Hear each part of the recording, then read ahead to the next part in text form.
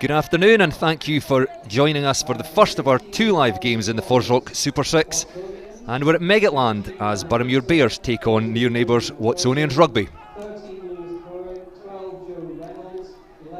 Well, we're into round 9 of the FOSROC Super 6, the penultimate round of league matches before the playoffs. And our first game of the weekend was played last night down at Millbrae, with Ayrshire Bulls producing another convincing victory as they beat Stirling Wolves by 26 points to 0. And then later this afternoon with a 4 PM kick-off, Heritage Rugby take on the Southern Knights. Well, that victory has once again seen the Bulls leapfrog Watsonians into top spot in the league.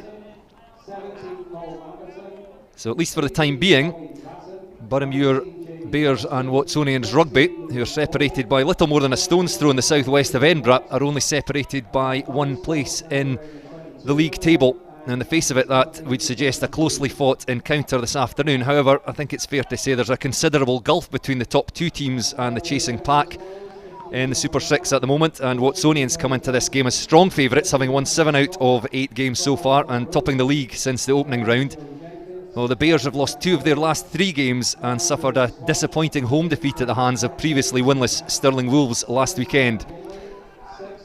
Watsonians won the reverse fixture by 33 points to 10 in round 6 only 3 weeks ago, and it would take quite a change in fortunes for the home side to turn that around today. But as we saw as recently as last weekend in the game here at Meggetland, anything can happen in Super 6 rugby. A quick look at the two teams. The home side first of all, and in the front row, Callum McFeet Smith switches to the loose head side of the scrum with Marcus Goodwin coming back in at tight head, and they're joined by 18-year-old Jerry Blythe Lafferty at hooker. And in the second row, Glasgow Warriors Academy player Ewan Ferry returns from injury to partner Callum Atkinson. And the back row features another 18-year-old former Scotland under-18 captain and current Scotland under-20 player Liam McConnell. He could do worse than learning alongside vastly experienced captain Craig Keddy, who starts at number 8 today with Scott McGinley on the open side flank. Rudy Swan and Jack Bergen continue their half-back partnership, while in the centres an injury to Duncan Munn sees Adam Scott come in to partner Scott Robson. And an unchanged back 3 sees 17-year-old Kerr Johnson, who made his first start in senior rugby last week, retained alongside 2 internationals in former Wales Sevens player Joe Jenkins and former Scotland cap Tom Brown. On the bench, Josh King returns to the squad after missing the last 2 games, and with 9 players unavailable this week due to injury, 2 players have been brought in as emergency cover: Andy McLean of Glasgow Hawks and Aaron Purewall, who was recently involved with the Scotland Sevens squad. And for the visitors, well, the Watsonians team notable today for a player not on the team sheet. Carl Davis has featured in every Watsonians team since the inception of the FOSROC Super 6 back in 2019, playing 36 consecutive matches, which is quite an incredible record. But no Davis today. Patrick Harrison fills in for him at hooker alongside Edinburgh rugby duo Harrison Courtney and Fijian international Leroy Atalifo. Jamie Beresford, player of the match last week, is a new looking partner in Edinburgh Rugby's Pierce Phillips, while Seb Cecil returns to the starting side as captain alongside Carl Main and Quagga van Niekerk, who gets a rare outing at the back of the scrum. Rowan Frostwick retains his place at scrum half, partnering Jason Baggett, who looked sharp off the bench in his return last week. And Joe Reynolds, who was a late withdrawal against the Southern Knights, makes it to the starting team this week, and he's alongside Lewis Berg after a break for the outside centre. Glasgow Warriors Academy player Ross McKnight earns a start after impressing in his debut off the bench against the Knights, and he joins Loman McPherson and Dom Coutser in an exciting looking back 3 for the visitors. They also boast an incredibly strong bench, including Edinburgh and Scotland lock Jamie Hodgson as he returns from injury. We do have one late change on the bench there, with Kieran Watt now appearing in jersey number 21, with Ryan Daly having to withdraw from the match day squad. Alongside main commentary this afternoon, Dale Clancy. How do you see this one going? Well, I think that the obviously Ayrshire Bulls put their marker down last night in keeping the pressure on Watsonians for the top 2 places, obviously in the Super 6 Championship. But I think the games this afternoon have they've got huge ramifications in terms of where the positions are going to end up. Boroughmuir Bears, they're going to have to get a win to try and keep the pressure off them next week because they play the Ayrshire Bulls, and they'll be wanting to try and nail down that third spot to go into the the playoffs with a little bit of momentum. So there's still a lot to play for. Obviously the Heriots entertain the Southern Knights later on, but this is an interesting game. I think Boroughmuir coming into this, they've got a really, really strong squad, a very good bench I think as well. But Watsonians again have got that strength and depth in their squad. They've looked impressive, and even over the last few weeks where they've perhaps had a little dip in form, perhaps they've still managed to get the win, and I think that's important. Especially when you're building momentum in a league campaign, which is then going to culminate in a kind of knockout competition. It's going to be an interesting game. You would say Watsonians start favourites, but in Boroughmuir they'll certainly be hurting after getting beat by Wolves last week out. And at this stage of the season, as well as winning, you've got to try and manage your squad and get yourself through to the playoffs with as many of your key players fit and healthy as possible. And Watsonians have taken the chance to rest 2 or 3 of their players. Lewis Berg had a week off last week. I think he had played in every single game up to that point. There's no Lee Miller today. I think that's perhaps an injury. He came off last week, but a very strong replacement in Jason Baggett. But as you say, though the team changes slightly every week, they've got incredible strength and depth, and bolstered by the introduction or the inclusion of a number of Edinburgh Rugby players. Yeah, I think that definitely helps. I think obviously Rowan Frostwick as well is a player who's perhaps not had a lot of starts in this campaign so far. Rory Brand's been playing pretty well. So I think it is going to come down to squad depth. I know, this weekend a lot of teams are starting to size up what's going to come next, and I think they're looking to try and get some rugby into the legs of some players, and certainly, that front row for Watsonians is incredible on paper in terms of Courtney Harrison and Atalifo as well. Like, that is a really, really big front row, and it'll help build that momentum. It'll give the other players a little bit of a rest. It'll allow them to kind of lick their wounds and kind of start looking towards the future. But their task is going to be a little bit harder if they can't get that kind of top spot and get home advantage, and if they get drawn back into the mix a little bit. And the Bears will have watched Watsonians Rugby beat the Southern Knights last week, but I think it's fair to say they got a bit of a fright. In the early to mid stages of the second half, Watsonians only led 19 points to 14 in that one. They've got an uncanny ability to just lift the pace of the game, and they scored 3 more tries after that. But the Bears will have said that if we can get off to a good start, we're very much in this game at home. Yeah, definitely, and I think that when you look at the league table, it doesn't lie. The Ayrshire Bulls and Watsonians have been the 2 form teams, but ever since that win where Watsonians, they really swept aside Stirling Wolves, it was a game that we were covering, and it was a really great performance from Watsonians. Since then, they've been dragged into real matchups, and it's going to, Boroughmuir Bears will know home advantage. They're trying to keep Heriots away from them. It's a big game. But certainly Watsonians are going to have to go up a few gears from that performance last week if they want to get the win and consolidate their position at the top of the table. Well, the home side are out, led by their captain Craig Keddy, former Gala player, and then played in the club team here at Meggetland.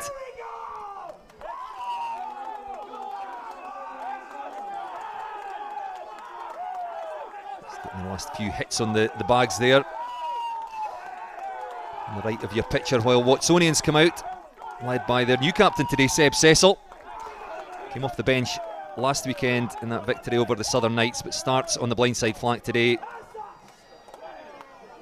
And Jason Baggett, another player who was introduced from the bench against the Knights, the vice captain this afternoon in the absence of Carl Davis, who mentioned earlier. 36 consecutive games of Super 6 rugby for Watsonians.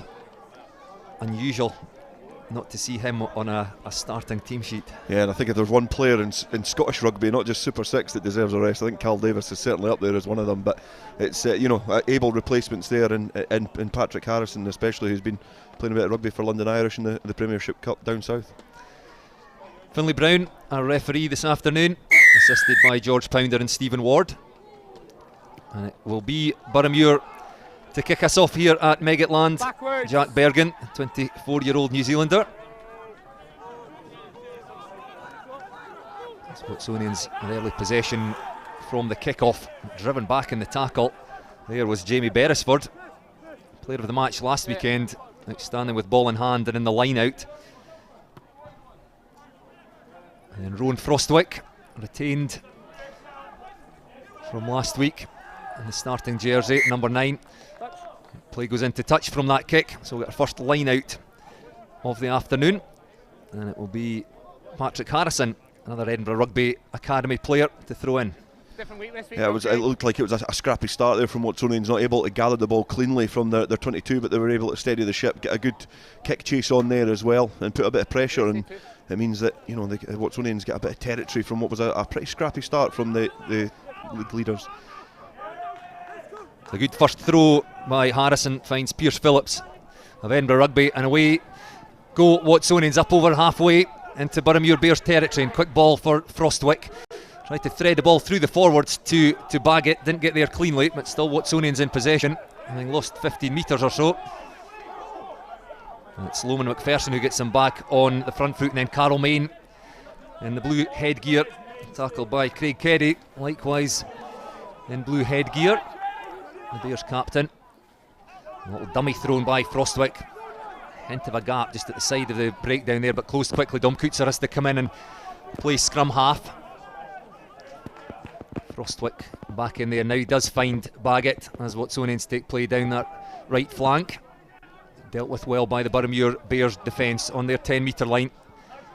Back it comes to Harrison Courtney, always a very willing ball carrier, destructive scrummager at this level, but likes to get his hands on the ball as well. Out into the midfield to Pierce Phillips. First again. The referee looked like he was playing an advantage there, but I think play does go on. Very slow ball here for Watsonians. Now they come to the right again.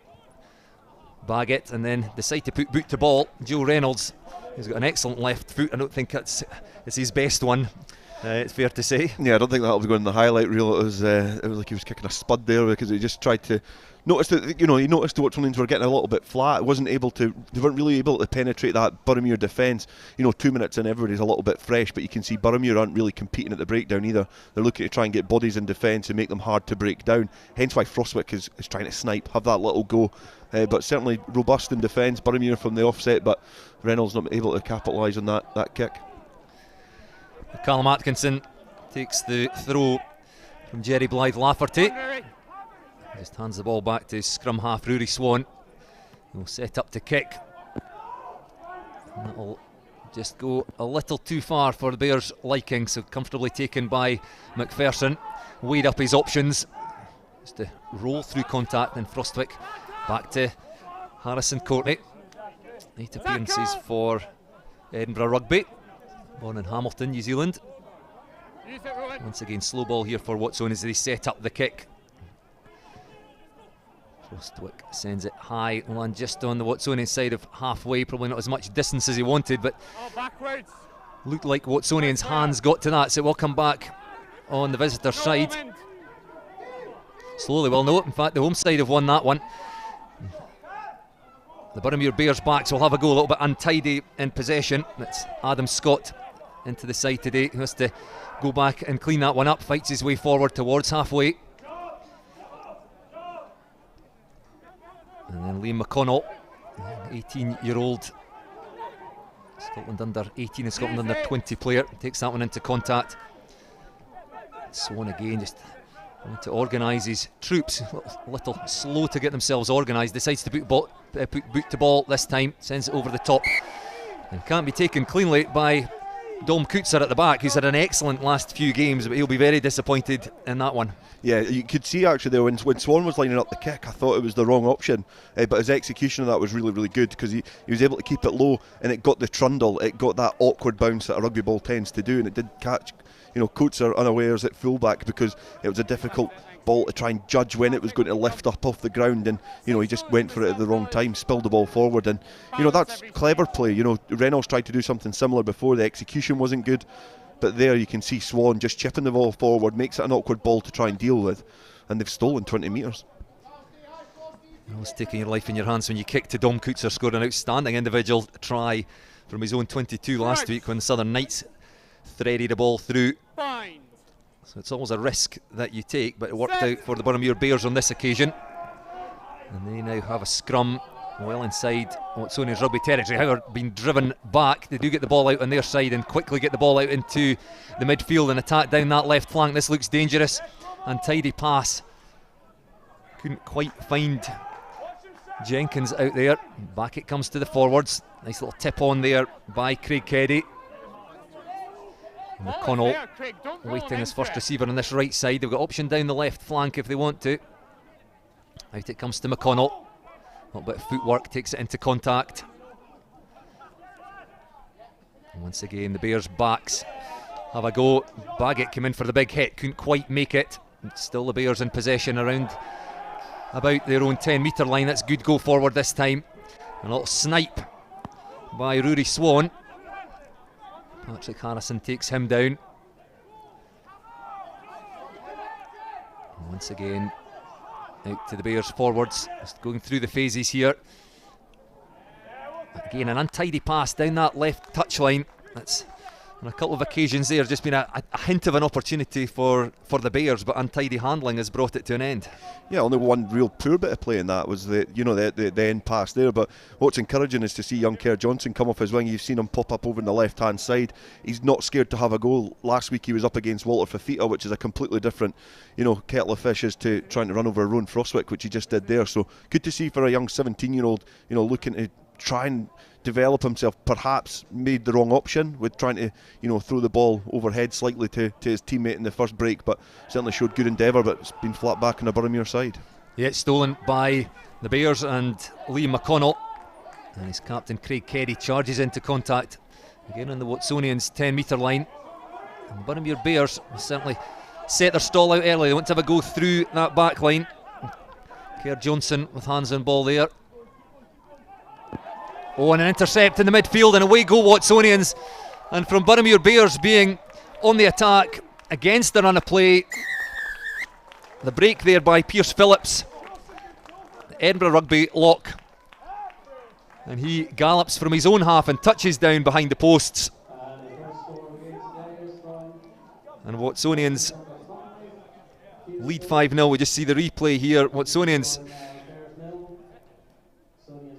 second row just lurking in the midfield there and picked off by Pierce Phillips. Chased all the way, but he had the gas. He's about 6'10", big long legs, galloped off downfield. It was about this point where I thought that David Attenborough was going to have to take over, because he was like a gazelle running down the park there. But it's impressive pace from a big second row. Good awareness as well to see that the ball was on to be, it was a chance to go for it, and he grasped it with both hands and showed really, really good pace to scamper over the halfway line and go in for a score. And that just shows how dangerous this Watsonian side are, because they can take the punches and lie against the ropes, but when there's something like that happens, they come back out swinging. And the Baggett has got an easy conversion attempt as well, adds the extras, and it's what has been an impressive start for Boroughmuir Bears. All of a sudden it's a 7-point lead for Watsonians. Yes, you got to feel for the Bears there. Just had the bulk of possession and territory in the opening stages of this one, trying to play rugby, but just one loose pass picked off by Pierce Phillips, and they suddenly find themselves trailing by 7 points to 0 with 9 minutes played here at Meggetland. Tackle! And we go Watsonians again from the restart. Number 11, entry. Bears trying to make a nuisance of themselves at the breakdown, but the referee, Finlay Brown, this is his side entry there, and that gives Watsonians an easy exit from their own half. We talk about scores, and after you've either conceded or scored points, it's criminal to make some errors from the restart, and that's exactly what Boroughmuir have done there. They've given away cheap territory, because you get the kick-off, you can put the team under pressure, pin them back and receive the ball back in usually quite a favourable position, unless they put in an absolute worldie of a kick. What Boroughmuir have done there is they've infringed at the breakdown, and all of a sudden they're now defending their 22, and rugby's quite a simple game if you do the basics like that right, and Boroughmuir Bears are perhaps guilty of infringing there and putting pressure back on themselves. Sep Cecil, the recipient this time of Harrison's throw, and back it comes to Frostwick. A bit of movement in the Watsonians backline, didn't quite work for them, and Lewis Baird caught behind the gain line. Back it comes to Harrison Courtney. Again fights his way forward a metre or two, and Rowan Frostwick gets good quick ball. Quagga van Niekerk takes play into the Bears 22. Once again, quick ball. Opted not to give it to Main, instead go down that right flank. Loman McPherson fights his way forward, flirting with that right touch line. Harrison Courtney again, as the 4th or 5th time he's carried ball in the opening 10 minutes of this one. The ball bobbles loose though, and has been won by Boroughmuir Bears, so a chance for them to just send this one downfield, relieve the pressure. Rory Swan sets himself up for the kick. McConnell providing some protection, and the Boroughmuir Bears scrum half finds good distance with that.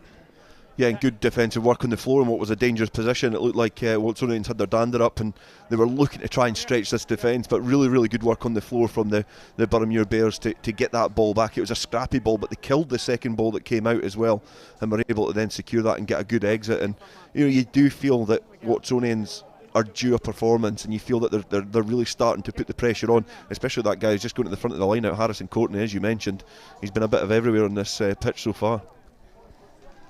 Patrick Harrison's got any number of options in that line out. Again, finds Cecil, his captain today, and decide to break away this time. Carl Main throws the dummy and just sticks his head down, and then in come the reinforcements. Boroughmuir Bears have done a good job of keeping Carl Main up there. The referee says not long enough. Well, in fact he does. The maul was created, so a great turnover there for the Bears. Yeah, you can see there when you kind of look at that in a little bit more detail. When Carlmain took that in, he was already in a bad position, but when he was surrounded by Boroughmuir players, he's instinctively trying to put his knee to the ground. He's trying to get down and make it get the referee to call that there's going to be a ruck formed shortly. But the referee knew that the advantage was with Boroughmuir Bears because they defended it that well. So by the time Carlmain eventually got his knee to the ground, it already was a well-formed maul, and there was no chance that the ball was going to come back on a Watsonian side. So again, defensively, quite astute there from Boroughmuir Bears. Watsonians mixing up their options as they played from the line out. It didn't quite work for them on that occasion. Carl Main held up and turns the ball over. So Bears scrum just about holding up under the pressure of the Watsonians 8 on that occasion. They were driven back at the previous scrum.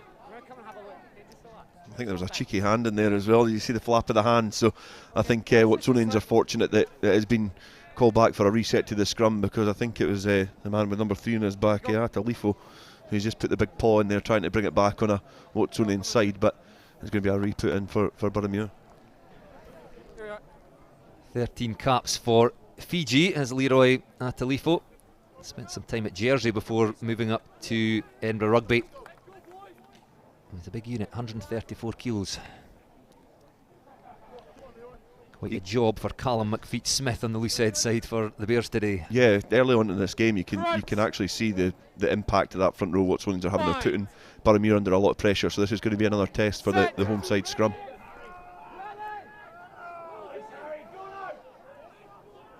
Well, they've done well, and in fact they get a little bit of go forward just at the end there. A clean ball back to Jack Bergen, who finds a great touch deep in Watsonians territory. It's a great exit there for the home side. Yeah, Bergen is really, really good with his boot, and that's a brilliant kick from the fly half. He had a really good first 45 minutes against the Wolves last week, where he was really direct in play, and he was kind of bossing the game when Boroughmuir went in a big lead, but then kind of shrunk into himself slightly because Stirling Wolves starved them of balls. So he wasn't able to have that impact, but you can see there, if he gets the ball in hand, he usually makes the right option. He's got a very well oiled boot, and he's put the pressure back onto Watsonians, and that's a great steal at the line out. It really is. As I said earlier, that was the try scorer, Pierce Phillips, 6'10" almost. The ball snaffled by, I think it was Keddy, and it's the Boroughmuir Bears backs who once again get a chance to run at the Watsonians defence just outside the 22. And Bergen having a go himself. He looked to give the ball inside, had a little dart, couldn't find a gap in the Watsonians defence, which is generally very, very solid. Try and make as many double tackles as they can. Good ball retention here by the Bears, and better handling down that left touchline. Into contact goes Scott Robson. Don't drag him in. And then the Bears have another go through the forwards, just mixing things up between forwards and backs here. They'll try and get it out to the right touchline. Adam Scott cuts back inside, and goes Liam McConnell just to secure possession, and then they thread a ball through. And Dom Coutser once again Finds himself in the 22, and look at that footwork. Had a glance inside, but there was nobody there to pass to take the ball into contact, but that's better play by the Watsonians fullback. Watsonians now will look to clear their lines from just outside their 22. Rowan Frostwick rolls the ball back, and he will take on kicking duties himself here. Charged down though, bounces back very kindly for Frostwick, and he finds Quagga van Niekerk, his number 8, who makes good ground down the Watsonians' left touchline. Frostwick again. Well, he had Harrison Courtney there, but instead gives it to Carl Main.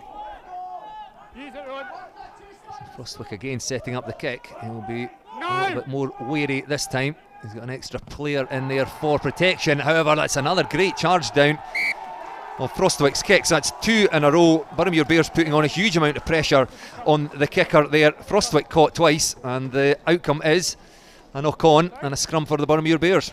Yeah, a little shake of the head from Frostwick as well, and I don't know if that's a little bit of lack of protection, because the second ruck looked a little bit more well protected than the first. I feel the first ruck he had limited protection. It was probably quite an easy one to charge down, but the difference is that Boroughmuir, when Swans box kicking, they put so much length on their ruck that there's never going to be a chance that anybody's going to be able to charge it down. And you feel that Watsonians there are just trying to sneak a yard or two for no real reason, because it's a box kick, you want to try and contest it or just make ground. And Watsonians certainly not doing a lot of good work there to protect their scrum half, which then coughs up the ball and gives Boroughmuir Bears an attacking platform. It just puts doubt in the mind of Frostwick.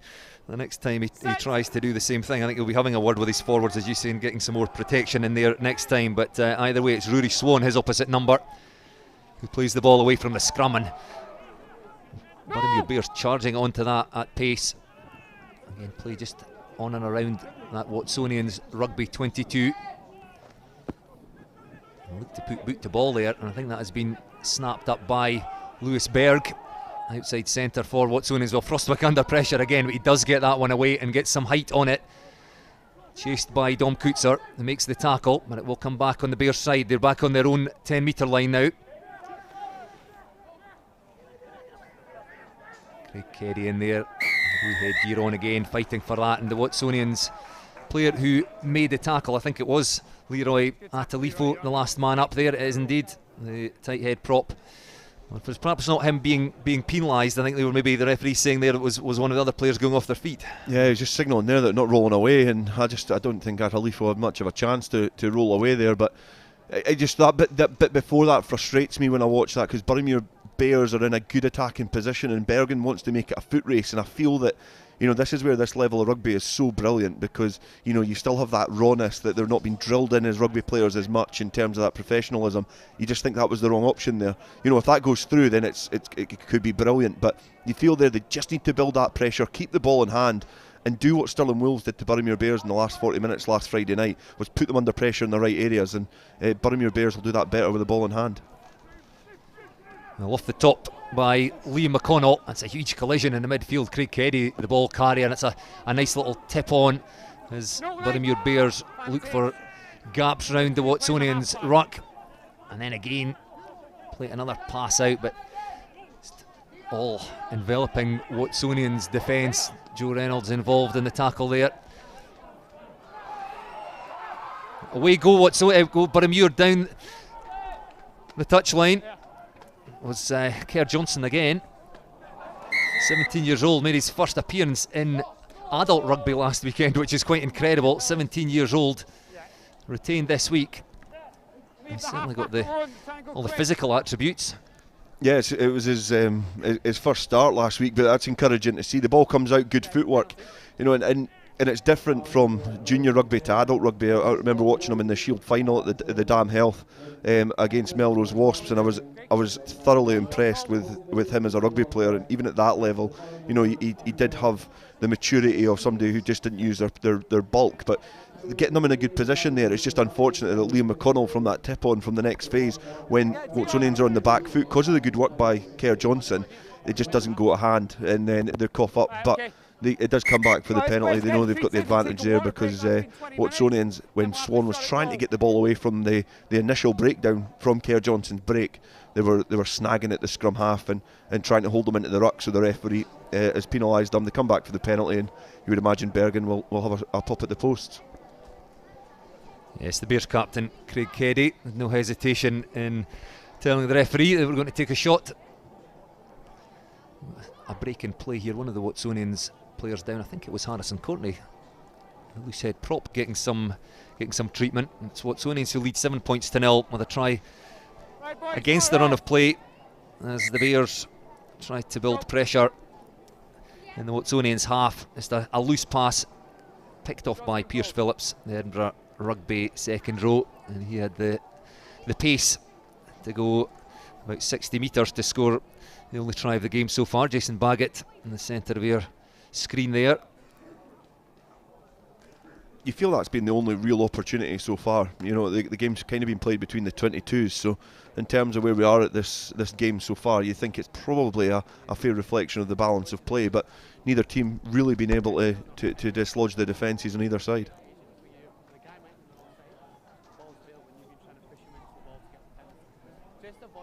So this should be a fairly regulation kick, you would think, for Jack Bergen, right in front of the posts. And he makes absolutely no mistake with that one, so the Bears get themselves on the scoreboard at the midway point in this first half. Boroughmuir Bears 3, Watsonians Rugby 7.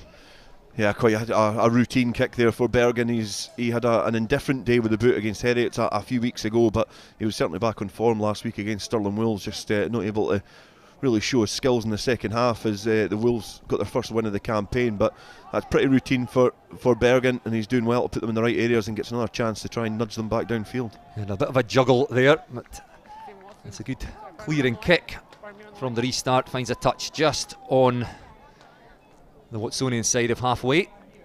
And that kind of comes back to what we were saying before about teams after they score or concede, is just clear your lines, get it back downfield, and all you're doing is you're giving Watsonians the ball back on the halfway line. It's away from your danger area in the 22, and that's as routine as you like in terms of clearing your lines at an exit. Taken by the try scorer Phillips.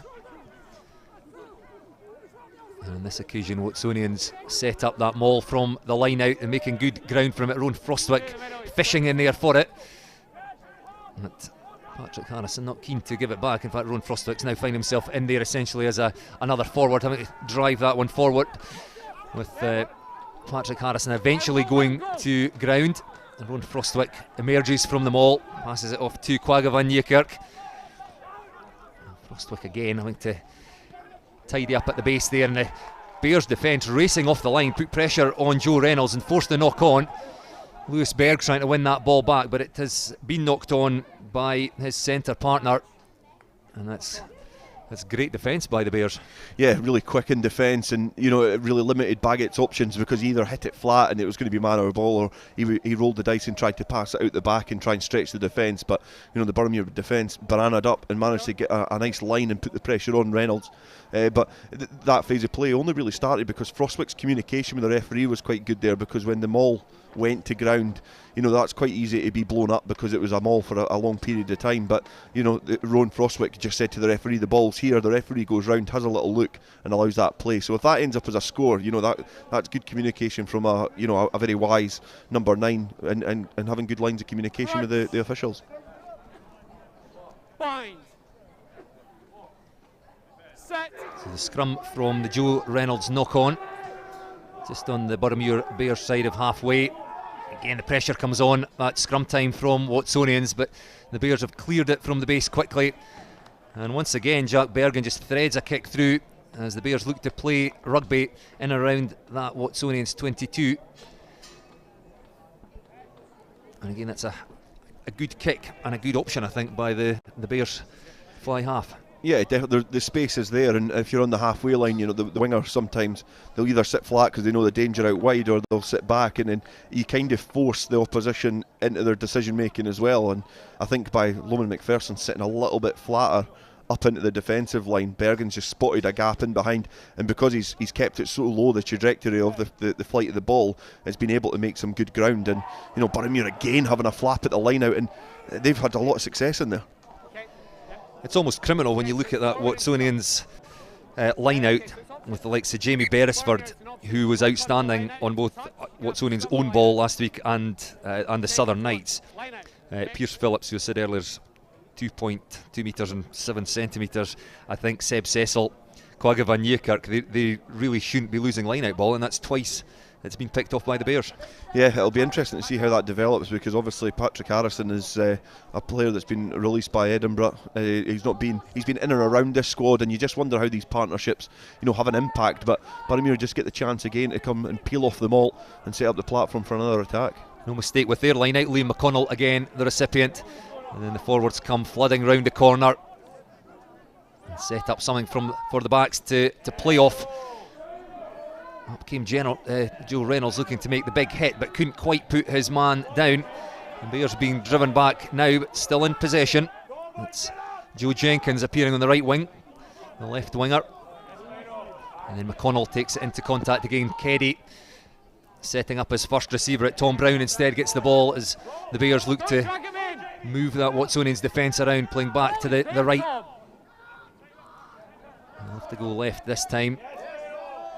It was Callum McFeet-Smith again under pressure from Carl Main. So Jack Bergen decides to put boot to ball. Again, a little bit too far. Loman McPherson takes that one cleanly just outside his 22. And the Boroughmuir Bears trying to steal that back at the breakdown, and with a counter ruck they have done exactly that. And Craig Keddy thought about the tap and go there, but decides against it. That's great work at the breakdown by the home side. Yeah, definitely. You could see that the nudge came on. It was a really good kick, and you notice when Bergen was noticing again it was a little bit flat, he just takes a couple of steps back, buys himself some time and puts it in there, and the kick chase was really important there. They put a lot of pressure on the receiver, the Watsonians ball, and then they've got the momentum because the Watsonian player standing still has to go to ground. The Watsonians players have to peel back and try and come into the ruck that way, and the Boroughmuir Bears players just filter through and put pressure on the breakdown. Great play from Boroughmuir Bears. It's a great position here for the Bears, and their line out has been superb, taken this time by Callum Atkinson. They set them all up, and it's Jerry Blythe Lafferty at the base. Crabs slightly across field towards the post. Now the Bears get some go forward. Blythe Lafferty is just to pick his moment here. Very, very close to that try line, and I think they have got themselves over. The referee is on the spot. Great work there by the Boroughmuir Bears from the line out. They set up the maul, they were very patient, and for a moment it looked like Watsonians had stopped it, but they got some go forward again, and Jerry Blythe Lafferty, the man to go over for the home side. Yeah, great work, and you can see Robson coming in there, just adding his bulk to it as well. And Swan tried to add a little bit of weight to it, not much, the little scrum half, but it just had enough momentum to get over the line, and that comes from a line out over there, right on the far side, pretty much, even further from where Bergen's going to line up and take this kick, and it's crabbed, as you say, all the way towards the posts. It got that forward momentum, so in terms of go forward, they've had to go a long way. It worked really, really hard to get close to that line because of the distance that they've had to travel across field, but it was so well secured, and Blythe Lafferty at the back of that maul never really looked in danger. The Watsonians' arms were coming through, trying to put under a bit of pressure, but he never looked in any sort of danger. And when Robson went in and just got that little nudge forward, just enough to get it over the line, and Boroughmuir Bears take the lead.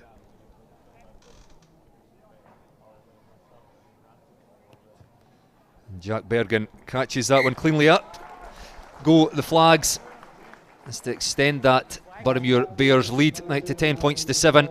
And you've got to say that is a deserved lead at this stage of the game. Yeah, I think coming back to what we've been saying before the game, Watsonians have, ever since that game against Stirling Wolves, have not really swept opponents aside, and they've perhaps been guilty of letting opportunities slip and not controlling games as much as they have been in those in the opening few rounds of the FOSROC Super 6, and here Boroughmuir Bears certainly shown that they've got the game to compete against this Watsonian side. Lee McConnell taking that from the restart. He's been prominent, the youngster, in the early stages of this one as well. And the Bears put boot to ball. It goes loose, and I'm just waiting to see which way the arm goes out. I'm not sure if it was knocked on, was it? Yeah, I think the referee signalled a knock on, but again, to go back to the way the game's been played, certainly for the last 10 minutes, it's Bergen putting them in the right position. They're playing rugby in the right areas, and that's Watsonians are probably guilty of of allowing the opposition to feed off their mistakes. And you know that happens in rugby. If you play rugby in the right areas and get the ball into the areas without ball, you know, allow the opposition to have the ball in hand. If they make mistakes, you can capitalise, and Bergen has been instrumental so far of putting Boroughmuir in the right areas, and we've not really seen a lot of Jason Baggett so far doing that. I think I've mentioned Baggett twice probably, or thrice in once in the build-up. Yes, exactly. We've just not had an awful lot of ball to play with. Crouch. He may get the ball here though from this Watsonian scrum. As the Bears knocked it on, trying to challenge, regather their own kick.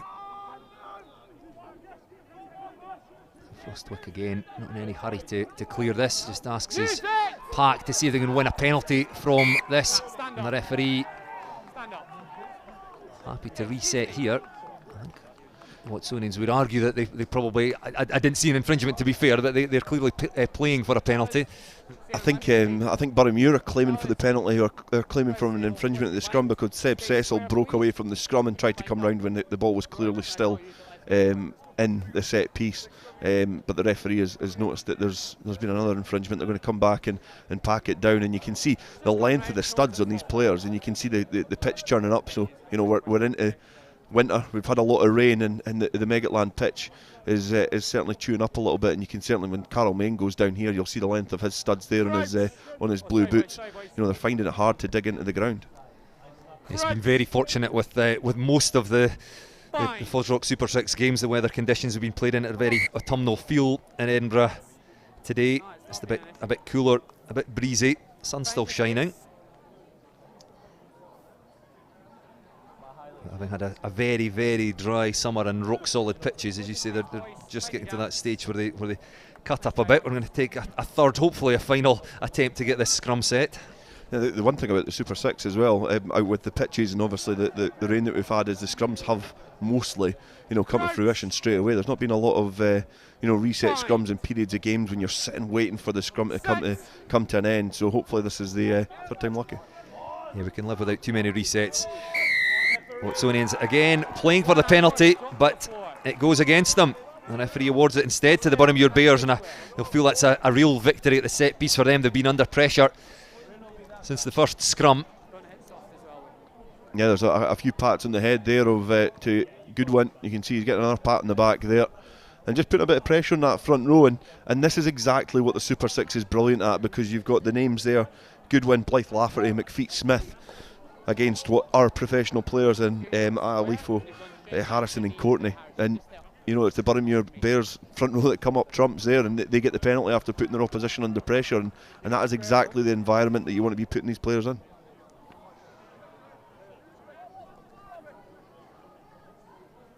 So Blythe Lafferty, 18-year-old hooker, scorer of the Bears' opening try, finds his man again, Callum Atkinson, and once again the ball gets fed back to the hooker, and the Bears get that line out maul driving forward. It's a good setup once again, and Watsonians no chance to get hands into that. They play away now through Rory Swan, and the long pass out to Tom Brown, cuts back inside. He's taken down though by Ross McKnight, and the referee says that no release there as he tried to get up and play on there. Had to let go that ball. The referee just explaining why the penalty, which is a shame, because that was a good attacking opportunity for Boroughmuir Bears, and they looked dangerous.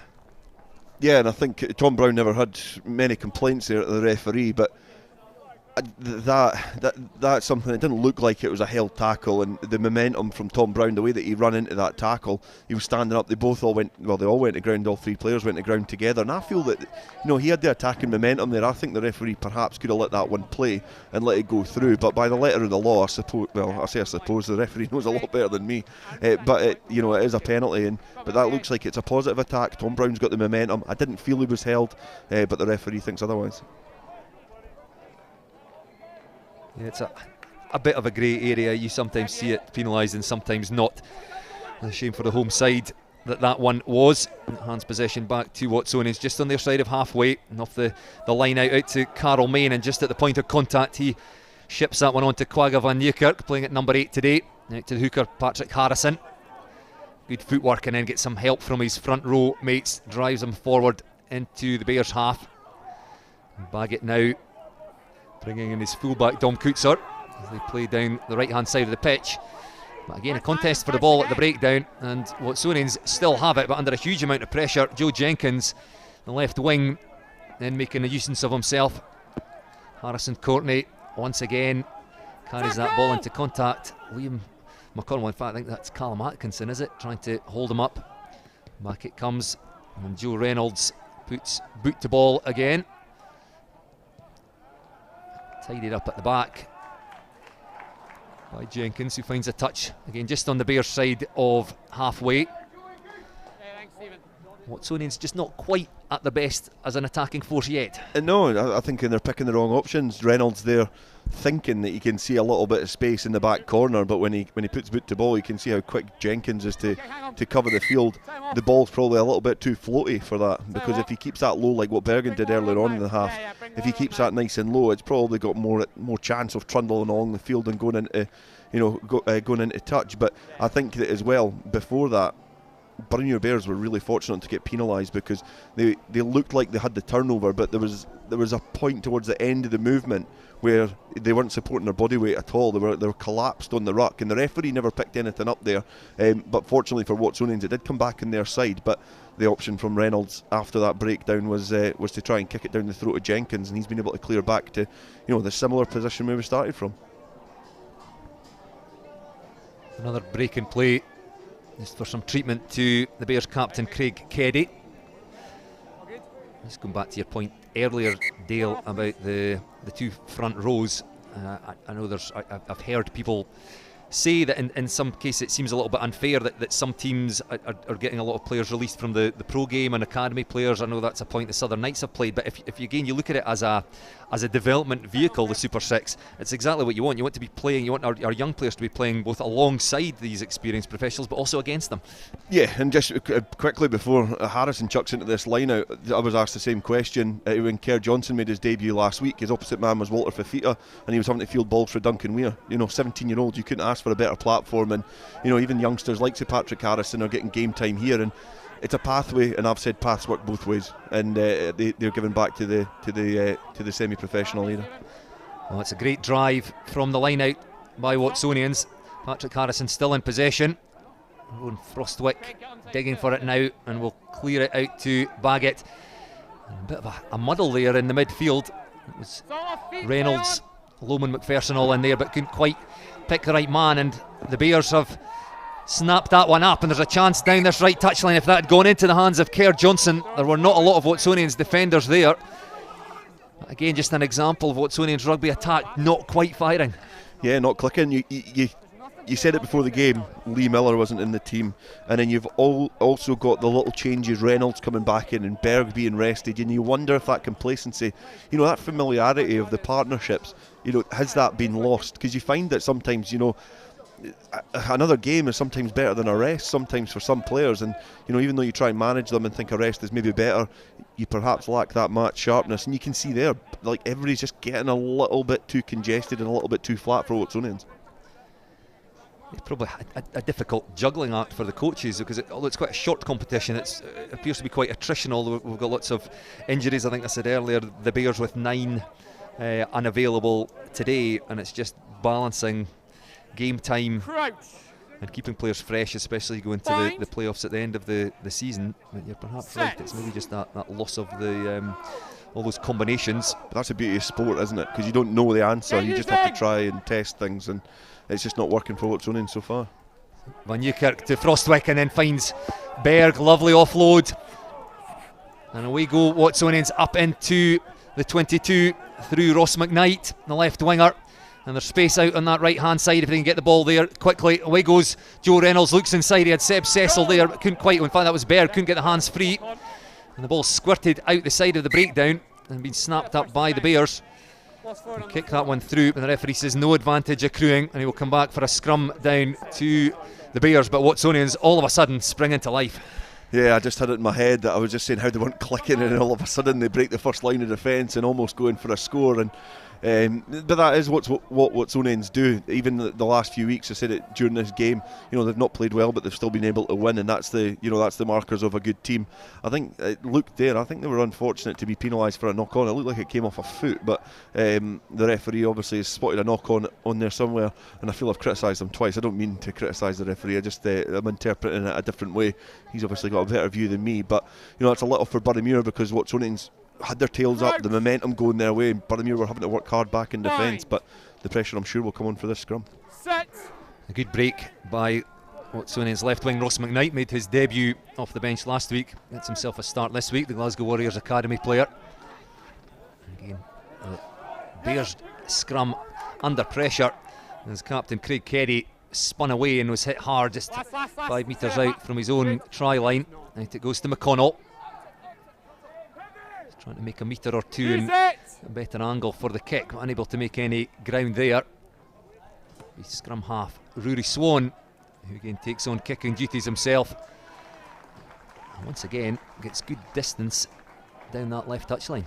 Yeah, there's a bit of wind going from left to right. Meggetland, the wind swirls here, so there's not actually any location in the pitch where the wind's probably the same, but I think Swan's benefited there from having a little bit of wind behind his back, as you can see the assistant referee's flag fluttering ever so slightly, but there it's an acute angle. He's made some good ground there, but you feel at the end of this half Watsonians are really looking to try and put the pressure on. In the scrum they're putting the pressure in defence, but the Boroughmuir Bears forwards doing really well to protect their scrum half in dangerous positions. Well, it's still the home side who have that 3 points advantage. Could well be into the last play of this half. Cecil, the man to take the ball in the middle of the line out, and again Carolmine breaks off, looks to pass inside, but that's untidy. Again, just a little bit of indecision. I don't think there was anybody there to pass to. The ball had gone forward anyway as he was hit hard in the tackle. Ball goes to deck. The referee, I think, maybe suggesting that there was a hand in there from one of the Bears players because he awarded the scrum to Watsonians, but again, untidy. Yeah, I think what Watsonians have been good at in the past is that when things haven't went to plan, they like hit the reset button and they're able to just go again. And I feel they're like Carolmine's just trying to be a little bit too inventive to try and force the issue. I think he feels that the pressure's on and they need to do something completely different as opposed to going back to basics.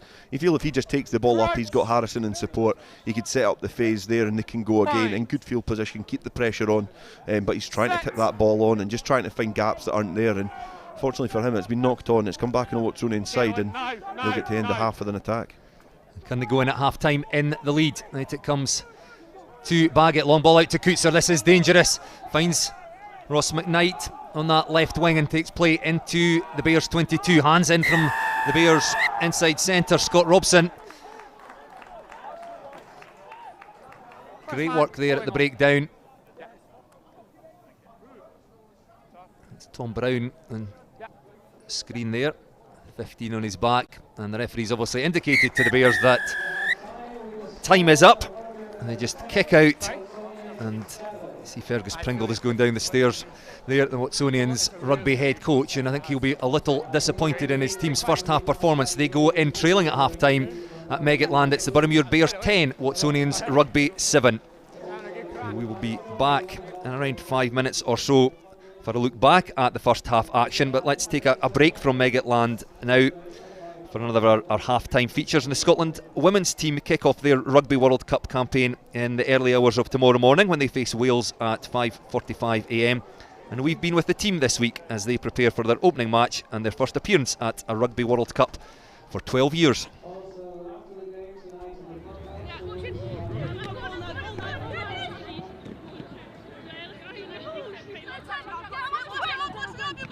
Yes, much better. Really nice part of the country. This is the first time I've been up here personally, so really enjoying being here and looking forward to getting out and about.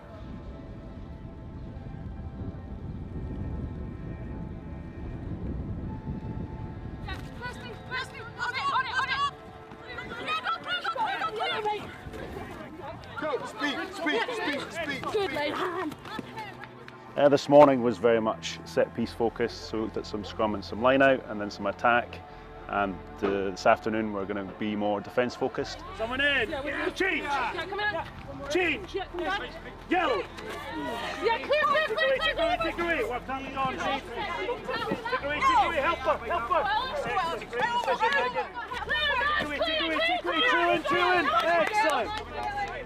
think for us it's around getting ourselves right. Our focus is very much around us, around improving in the areas that I think will make the difference this weekend. So working towards that in every session. It's about doing that minute 1 to minute 80. That was the best we have done that, without a doubt. We can raise that. That's the exciting bit. You should be really confident in what you have just put in there. Your work rate, right? The effort, travelling up here and getting 2 sessions like that, absolutely outstanding. We've got a couple more sessions, we just keep chipping away, keep working. It's so good, girls. Scotland on 3, 1, 2, 3, Scotland! Wow! Brilliant work, girls!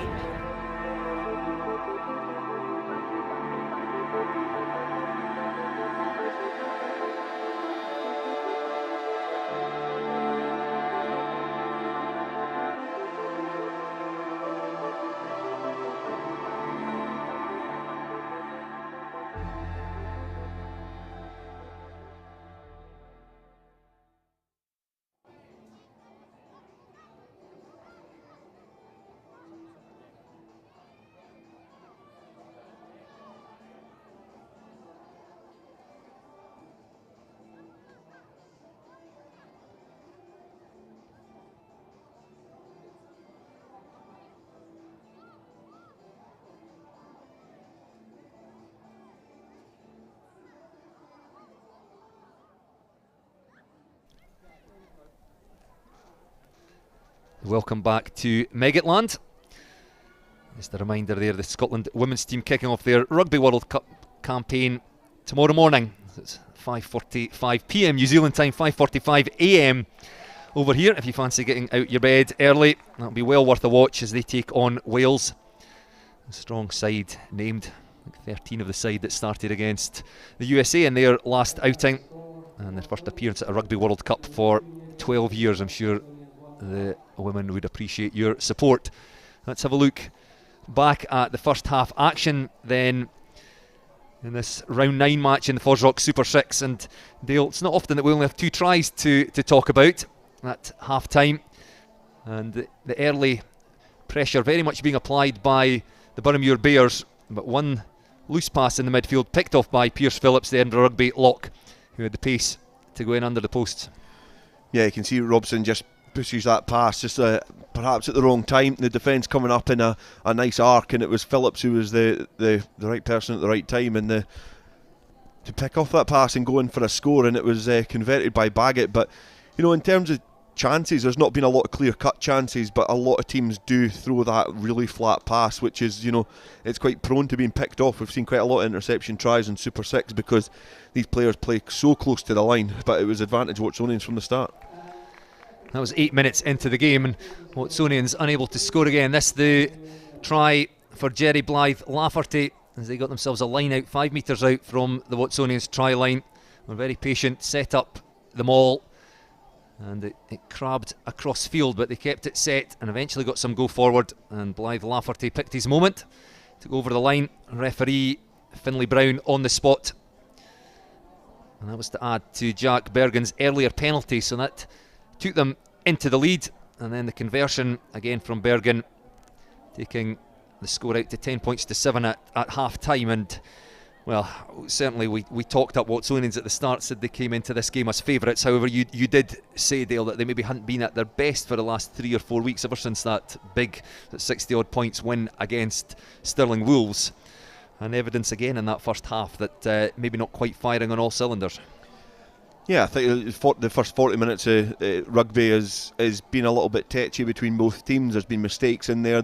Most of the rugby has been played between the 22 metre areas, apart from really a couple of chances. Obviously the 2 that were scored, and there was one at the end there for Watsonians that they were almost over the line, but just a little infringement, a little bit of careless footwork at the breakdown meant that they spilled the ball forward. So, you know, this could be a game where Watsonians could have quite easily been going down the tunnel, not playing well, but in front, and it just happens that they've not been playing well and they're behind. And Boroughmuir Bears have had to work harder than Watsonians, I feel, to be in the position that they're in.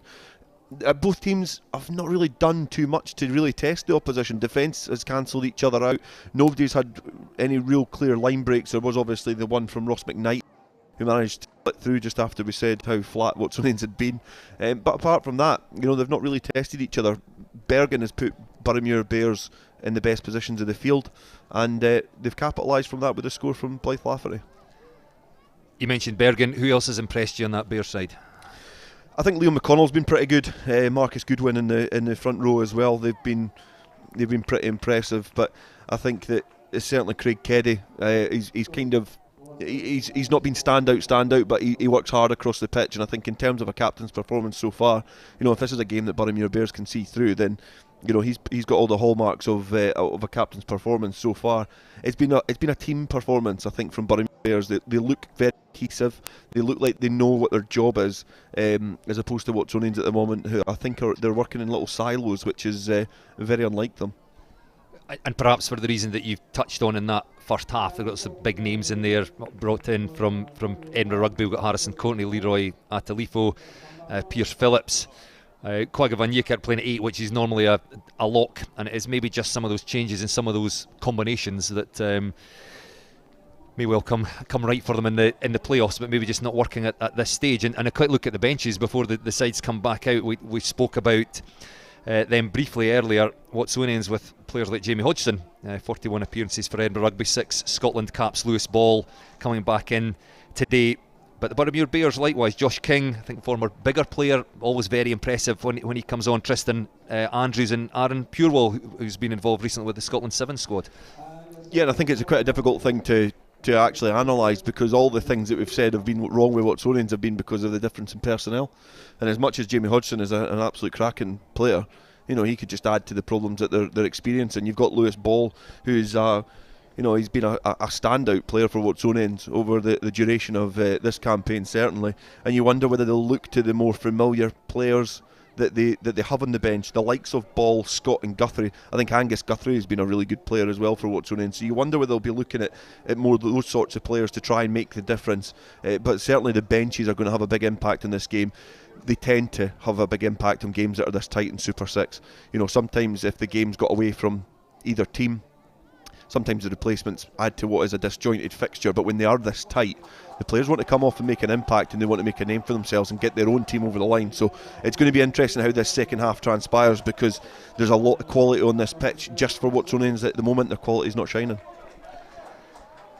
The half time then in this round 9 match of the FOSROC Super 6 Championship at Meggetland. And it's the home side to lead 10 points to 7. And Jamie Hodgson, who we've just mentioned, I think has come out. In fact, that could well be him just right down in front of us. Yeah, number 19 on his back. And, yes. and seen him come out the tunnel there and just slapping the hands of the young ball boys there. I don't think they're replacements for Watsonians. I think they'll go to the sidelines. But it'll be interesting to see what impact he has. Obviously, the coaching staff at Watsonians believe he's going to have the positive impact that they're looking to have from him. We already know the top 2 sides, because the Ayrshire Bulls and Watsonians can't be overhauled, and we know the other 2 sides who will feature in the playoff semi-finals. It will be the Boroughmuir Bears and Heritage Rugby. What we don't know yet is who will play who in those games. We may go some way to finding out by full time in this one. Still to come this afternoon, Heritage Rugby and Southern Knights, but the second half now underway, and with Jason Baggett kicking us off. You can see the change confirmed on your screen there. It's Jamie Beresford who makes way for Scotland international Jamie Hodgson, who does have a connection, came through the ranks here at Watsonians.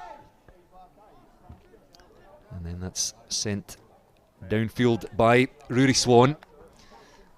Again, the kicking from both the Bears halfbacks has been excellent.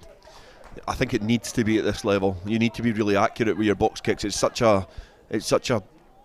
an evident part of modern rugby as having a 9 that can kick. As you can see you can see on your screen now that the rain that's coming down at Meggetland, just making conditions really difficult. That difficult that Patrick Harrison can't dry the ball properly. I shouldn't have mentioned the weather earlier and how lucky we had been, because yes, it is now raining fairly heavily at Meggetland, but it's a good throw by the Watsonians hooker. And then round to Main, who does find his man, Quagga Van Niekerk, but he's absolutely clattered in the contact there by Scott McGinley. The Bears open side, and the upshot is that the Bears won an early penalty. A real victory for the home side's defence. I think that was Blythe Lafferty who got himself in a great position on the floor because it was a huge collision in midfield. Scott McGinley was the player putting in the big hit on Van Niekerk, and then straight from that, because there was not a lot of real go forward, the fact that Blythe Lafferty was in such a good position just to kind of nudge across a little bit, get his body over the ball, and really just held it in and suffocated it, and nobody could move him. And you know, he's quite a slight hooker, but it was obviously very difficult to shift at the breakdown there, and it's been a positive start for Boroughmuir Bears in the opening 2 minutes here. We can see Blythe Lafferty scored the Bears try, about to throw the ball in, and that I think is the first one that's gone astray, picked off by Seb Cecil for Watsonians. Ron Frostwick feeds it out to his forwards, carried for umpteenth time today by Harrison Courtney. And then back onto the left boot of Joe Reynolds. He sends his team way downfield, and again an enormous kick from the Watsonians inside centre. Yeah, and for the first time in a very long time, it looked like Watsonians had options there, which meant that Boroughmuir Bears didn't know what they were going to be doing. You know, it looked like Frostwick was actually shaping up to either box kick or hit a runner, and he's went against the grain, hit Joe Reynolds, big left boot downfield, and that's a good territorial gain for the inside centre and Watsonians as they come further downfield, and now pressure on Blythe Lafferty to hit his target again. Picked off by Seb Cecil last time, needs to find his man now just outside his own 22, and he does indeed. Finds McConnell, Cecil's opposite number, however, been turned over. Atalifo, ball lost by the Bears, and a great attacking opportunity now for Watsonians. Carl Main can't take that. Handling conditions now difficult. Lewis Baird gets the ball from his centre partner Joe Reynolds and takes play into the Bears 22. Frostwick again whips it across to Harrison Courtney. How many times have we mentioned those two in partnership today? Frostwick has to dig for that one out. It goes to Baggett this time. Ruck centre field for Watsonians, but they still probe down that left side. Take play just into the Watsonians 22, and under pressure there, Frostwick. They've lost some ground, but snapped up by Ross McKnight, who fights his way forward again. Strong left winger. Harrison Courtney goes sideways though. And the referee coming back saying there was no advantage. There was a knock on by Boroughmuir Bears. So it'll be a Watsonian scrum. So still in a dangerous attacking position here for them just inside that Boroughmuir Bears 22. Yeah, I think perhaps the good cop, bad cop out of Fergus Pringle and Nicky Walker has perhaps worked at half time, because Watsonians look like a different team. You know, they look like they're a little bit more dynamic, and they're asking a few more questions of this Boroughmuir Bears defence. They're shifting the target, they're mixing it up well. They've got themselves in a good position and looking to try and capitalise on that. But you can see there, you know, just like the likes of Ross McKnight coming off his wing, doing what Loman McPherson's done so well for Watsonians this season, is just lurking round about those tight areas to try and capitalise on a gap between the heavies. You know, trying to get in between them and just beat them for pace, and McKnight working hard off his wing, making good ground, getting go forward, but it was all the work from Atalifo in the maul. The ball was just dribbled over the top, Boroughmuir not able to secure it, and he was the man just to set up that platform. I'll ask you in a second who's the good cop and who's the bad cop. For now, we'll watch this scrum. Bind. Watsonians have been dominant, but Boroughmuir Bears won themselves a penalty from the scrum earlier in the game. Looks fairly static, so Quagga Van Niekerk just shifts across into the channel 1 and finds his scrum half. Ball lost though, once again, perhaps just the slippery ball making things difficult now for the players. And the Bears have possession. Advantage over. And back it goes to Bergen inside his 22, and he finds a good touch away over on the far side of the pitch, just about halfway. Yeah, very good touch there. It's obviously still in the Boroughmuir half, but you can see there that Watsonians still playing perhaps like it is a dry day. Maybe just maybe needing to get just a yard closer, just to make sure that the ball sticks into the hands, because you know, equally when it comes for handling errors, it's equally as difficult to try and tackle a man. So it kind of cancels each other out, because if you can get the ball in hand with these modern day shirts, you know, the outfit that the players are wearing, it's so difficult to try and get a really good grasp of them unless you've got a limb. If you're trying to scrag at shirts, you just slip off in these conditions, and Watsonians again doing well to secure the ball, and they come again. Well, again, Main breaks away, and they get the ball out to Quagga Van Niekerk in the midfield. And again, look to set up options both ways, but they keep playing to the right. And it's the hooker. Patrick Harrison takes the ball into contact. Baggett just drops the ball off for Lewis Berg, back in the starting side today. And away they go to the left, and a first look at Jamie Hodgson as he makes his return from injury. Out behind the forwards, and Baggett out to Reynolds. Straightens and goes back over the halfway line. Ron Frostwick calling the shots. Atalifo picks and goes, makes another metre or so. Frostwick this time out to Carol Main.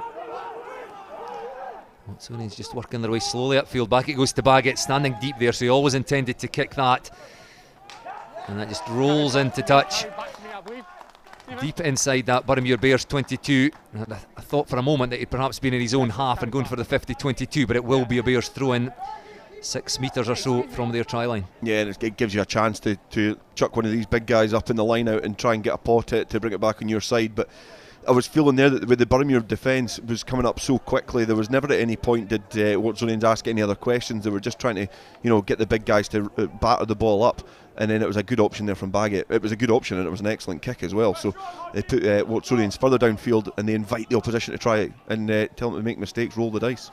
Well, Callum Atkinson takes that one and just drops it off to his hooker Blythe Lafferty as he races round the corner and sets up a ruck, which Boroughmuir Bears opt to play away from, and there was some space to play with. They only had about 5 or 6 metres.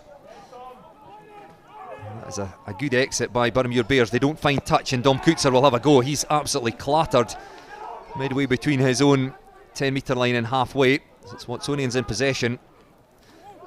Carol Main again throws that little dummy. Bears, McConnell try and hold him up. And we see that set up just to get Rowan Frostwick a bit more protection. Charged down twice in the first half. It's good distance on that, but the tackle not made, and away goes Brown from the back for the Boroughmuir Bears. And they look to be just trying to lift the pace of the game as well when they're in possession. Ball kept in by Watsonians, and Coetzer, well, he didn't have time to kick that one as he raced away, found himself a bit of space, and now he does kick it and sends the Bears back. And they're going to run this one back. Good tackle made by Patrick Harrison, the Watsonians hooker. There's a hint of space there for the home side. Play in and around halfway. Hodgson involved in the tackle. I see Watsonians creeping up offside there.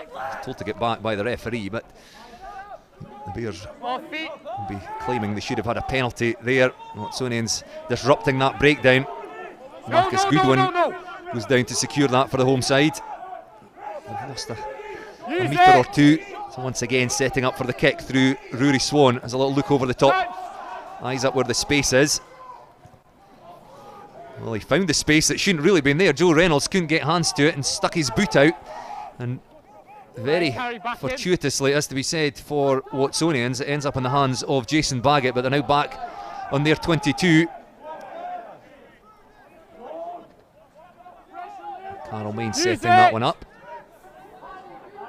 And Rowan Frostwick has a quick glance back to see who's there. Kicks himself, and again under pressure. That'll land on the Watsonians 10-metre line. Taken well by, and that was Rory Swan. So Boroughmuir Bears still with that 10 points to 7 advantage that they held at half time, 10 minutes into the second half, but the referee says that ball was out, and Patrick Harrison alert to that. Main again knocked back in the tackle. Stop, 6, Seb, stop, don't move. And Joe Reynolds, a carbon copy almost of his kick from 5 minutes or so ago, this time doesn't find touch, kept in by the Bears. Likewise keep that in, this could be dangerous. Reynolds takes play back into the Bears half. Rowan Frostwick to Baggett, who saw some space in behind. He might put too much on that. Well, he gets a favourable bounce, stays in the field of play, and the Bears send that long. So, kicking duel here, but it's Watsonians who are gradually winning that battle and working their way downfield. Baggett slipped as he took that ball into contact, but still Watsonians in possession. Nice little tip on in the midfield, and away goes try-scorer Pierce Phillips. Reynolds out to Berg, just accelerates into the 22. And the Bears tried to get hands in there. I think the referee was happy with that, but was playing an advantage and comes back and awards the penalty to Watsonians. Really good play from Watsonians, a really good play from both sides. They were pretty accurate in the kick chases was a lot better. And I think Baggett's starting to grow into this game a little bit more. He's starting to find his wind, distributing the ball a little bit better and putting Watsonians in the right areas. But you can see the power when you've got, you know, that fragmented play. You've got players here that, you know, can really just break free from the shackles, and you could see Berg there just putting that big fend in it to Tom Brown, just putting him down, getting in behind the defensive line and putting pressure on, and it's ended up culminating in a penalty for Watsonians, and they know what kind of game that they're in because they're opting to try and take the 3 points and build on something, because it's been about 8 minutes or so that they've had pressure on the opposition, but they've not been able to turn that into points, and they think a 3-point return here through the right Baggett will be a good return. 44 minutes since Watsonians Rugby scored the opening try through Pierce Phillips. It was converted by Baggett. Now is the chance to level the scores here at Meggetland.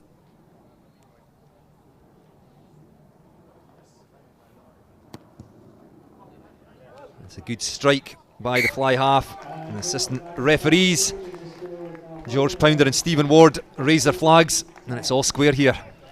Yeah, I think on the balance of the opening 12 minutes of the second half, I think Watsonians certainly deserved their lead, and it's been good play all round, especially that man Knight there, who was McKnight, sorry, who was able to break through a couple of challenges in that phase of play that we've just had. It kind of put Watsonians in good field position.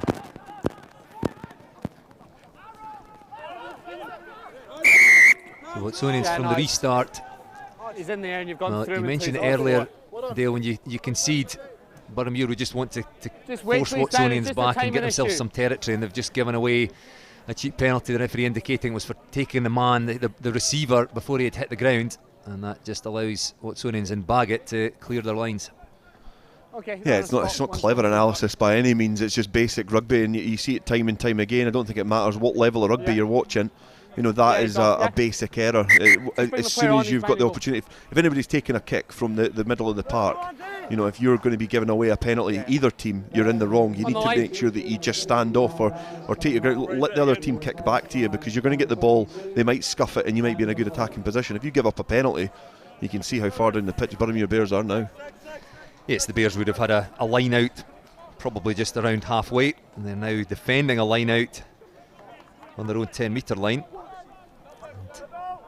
Tom Brown, I think that is, his day is done. So change, looks like an enforced change at fullback for Boroughmuir Bears. You can see Andrew McLean. Time off, 11. Coming on there for Brown. He's an emergency cover player. Marcus. Plays his rugby at Glasgow Hawks. An excellent start to the season. Yes, time still off. For his club side. That's earned him an involvement at Super 6 level. Hold him.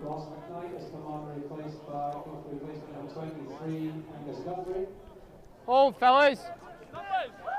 Perhaps here the announcer telling us some of the other changes Watsonians have put on Angus Guthrie. And Lewis Ball, time on. likewise coming on. He was never present in the early stages of the FOSROC Super 6. He's missed the last couple of games. And Seb Cecil, again the man to take that in the line out, and Watsonians backwards. You've got a sense of trying to just lift the pace of the game there. A little bit untidy, but see confirmation Ross McKnight, the man to go for Guthrie.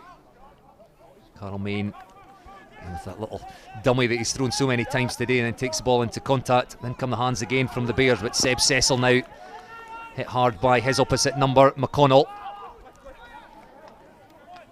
Frostwick out to Harrison Courtney. And Baggett goes in behind Main as they try and take the ball wide. Lewis Berg carrying into contact there. There's the new man, Guthrie. Sony's just trying to go through phases here, move that Boroughmuir Bears defence around, but that is a horrendous inside pass by Rowan Frostwick. Handed the ball back to the Bears, who send it downfield. Dom Coetzer picks that one up, finds Guthrie, gallops down towards the Bears 10-metre line. Rowan Frostwick out to Main, just pulls the ball out to the second line of attack, and Joe Reynolds once again puts that left boot to ball, and he will say he judged that perfectly. It was flirting with danger there, almost out in the full, just bounced in the field of play, and it will be a Bears throw into the line out, but back in their 22. Yeah, it was better than his first effort in the first half when it was on his wrong side, and you can see there it's awkward to get that arc on his left boot to get it into a good field position, but he's done really well because it looked like Watsonians didn't have a lot of options, and that's the exact option that you want to be utilising. You know, if your play gets a little bit flat, you want to kick the ball in behind, you want it to trundle out into touch, and you want the opposition to chuck back into their line out, because chances are, if they don't make an error at the set piece, they're going to be kicking it back to you at some point. So, you know, it's a finely poised game. It's really hard to call, because over the last 15 minutes, Boroughmuir have not really done anything, and Watsonians have had the lion's share of the ball, but Boroughmuir look relatively comfortable in defence at most times. You know, there has been a couple of occasions where Phillips and Berg have both burst through, but overall it's an interesting game. Well, Watsonians found themselves in a similar situation last weekend against the Southern Knights. They led 19 points to 14, and they kicked on from that in the last 20 minutes or so of the game. Scored a couple of tries and ended up with a comfortable win. Boroughmuir Bears suffering a defeat at the hands of previously winless Stirling Wolves. And off there goes Leroy Atalifo. 13 caps for Fiji. He's certainly done his job at scrum time. Not been quite as prominent as loose head prop Harrison Courtney in the loose. See Courtney standing at the front of the Watsonians line out there. It's the Bears and Jerry Blythe Lafferty who will throw in. Taken cleanly in the middle again by Atkinson. And back it comes to Swan, and once again sends that one downfield.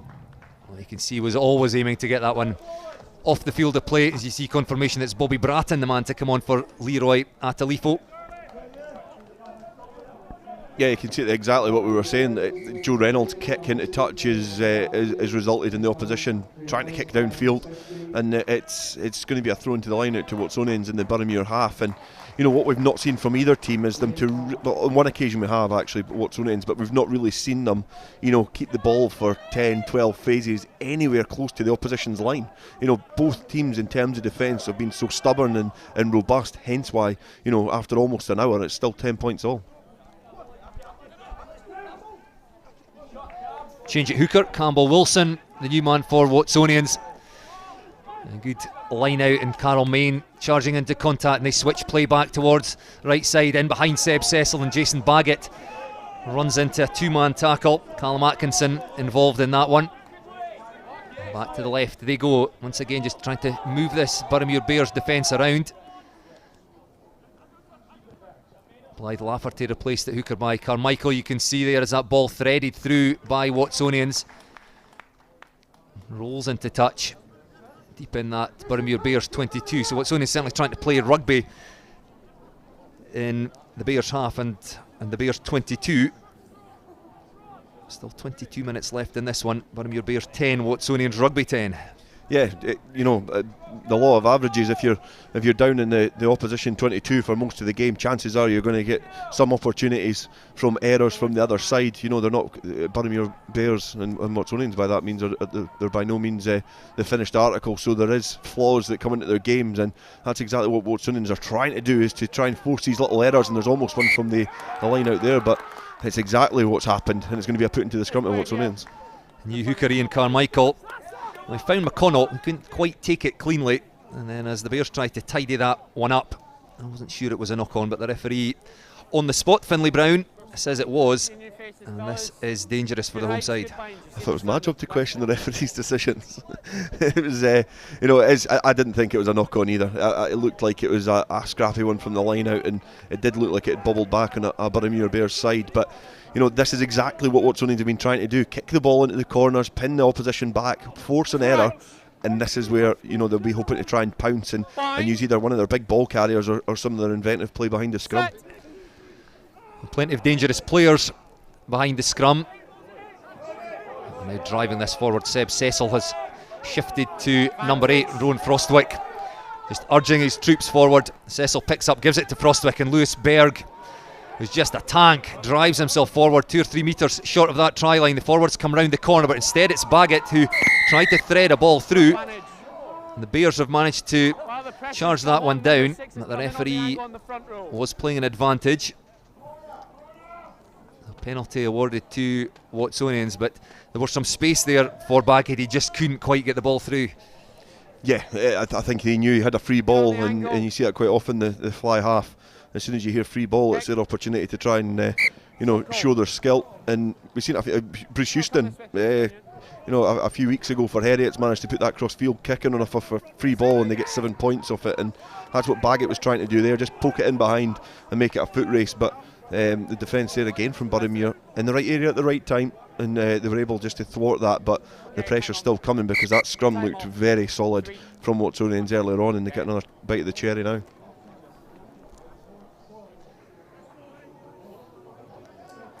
A really solid Watsonian scrum. Cecil eventually picking up and pulling it off the scrum half, Rowan Frostwick. You can't quite see the way the Watsonians backline are set up, but it's an interesting setup. They're not quite stacked, but they're very tight. And I wonder if the option will be to go out the back a couple of times and try and get the ball wide down the right touchline. It's something that's been quite common from Watsonians in terms of their back play. They're very simple but accurate, and I think that's something that Nicky Walker does bring to them. You know, plenty of options, and it's up to the players off the ball to make the decisions for the ball carrier. And as long as you've got options there, keep it simple, and the options will open up for them. Change it, tight head prop for Boroughmuir. Luca Alessandri, former Carter player, on for Marcus Goodwin once again. Watsonian scrum going forward, and Seb Cecil just controlling this as it creeps over that 5 metre line. The referee's still happy for him to go forward. Control at the back by Seb Cecil. Eventually picks up, gives it to Frostwick. Once again goes to Berg. Dealt with well by Bergen. Then out it goes to try scorer Pierce Phillips. And then replacement hooker Campbell Wilson charging into contact. There must be space now. Joe Reynolds tips that one on to Coetzer. Is he over that try line? He is indeed. Up goes the referee's arm. Dom Coetzer, the Watsonians rugby fullback, gives his side the lead. Boroughmuir Bears 10, Watsonians 15. Yeah, that was play from Watsonians, just asking the questions to bring the defence round the line. It was a really good carry there from Campbell Wilson. He stayed tall. He was able to present the ball back really cleanly, which meant that the momentum and the move was not lost. But Coetzer had so much work to do. You can count the number of Boroughmuir shirts that are there when they're trying to thwart that attempt, but there must have been 5 or 6 Boroughmuir players there. Initially the first one to stand up, 2 as they're coming across, and the 3 players try and thwart the effort to go to the line. But that all comes from the set piece, setting up the phase, setting up the next phase, setting up the next phase, and what you're asking the defence to do is keep coming round the corner. You've got to keep coming round the corner, keep chasing us. And what they've done is they've just run out of bodies. They've been asked too many questions, and Coetzer is the man that had the answer.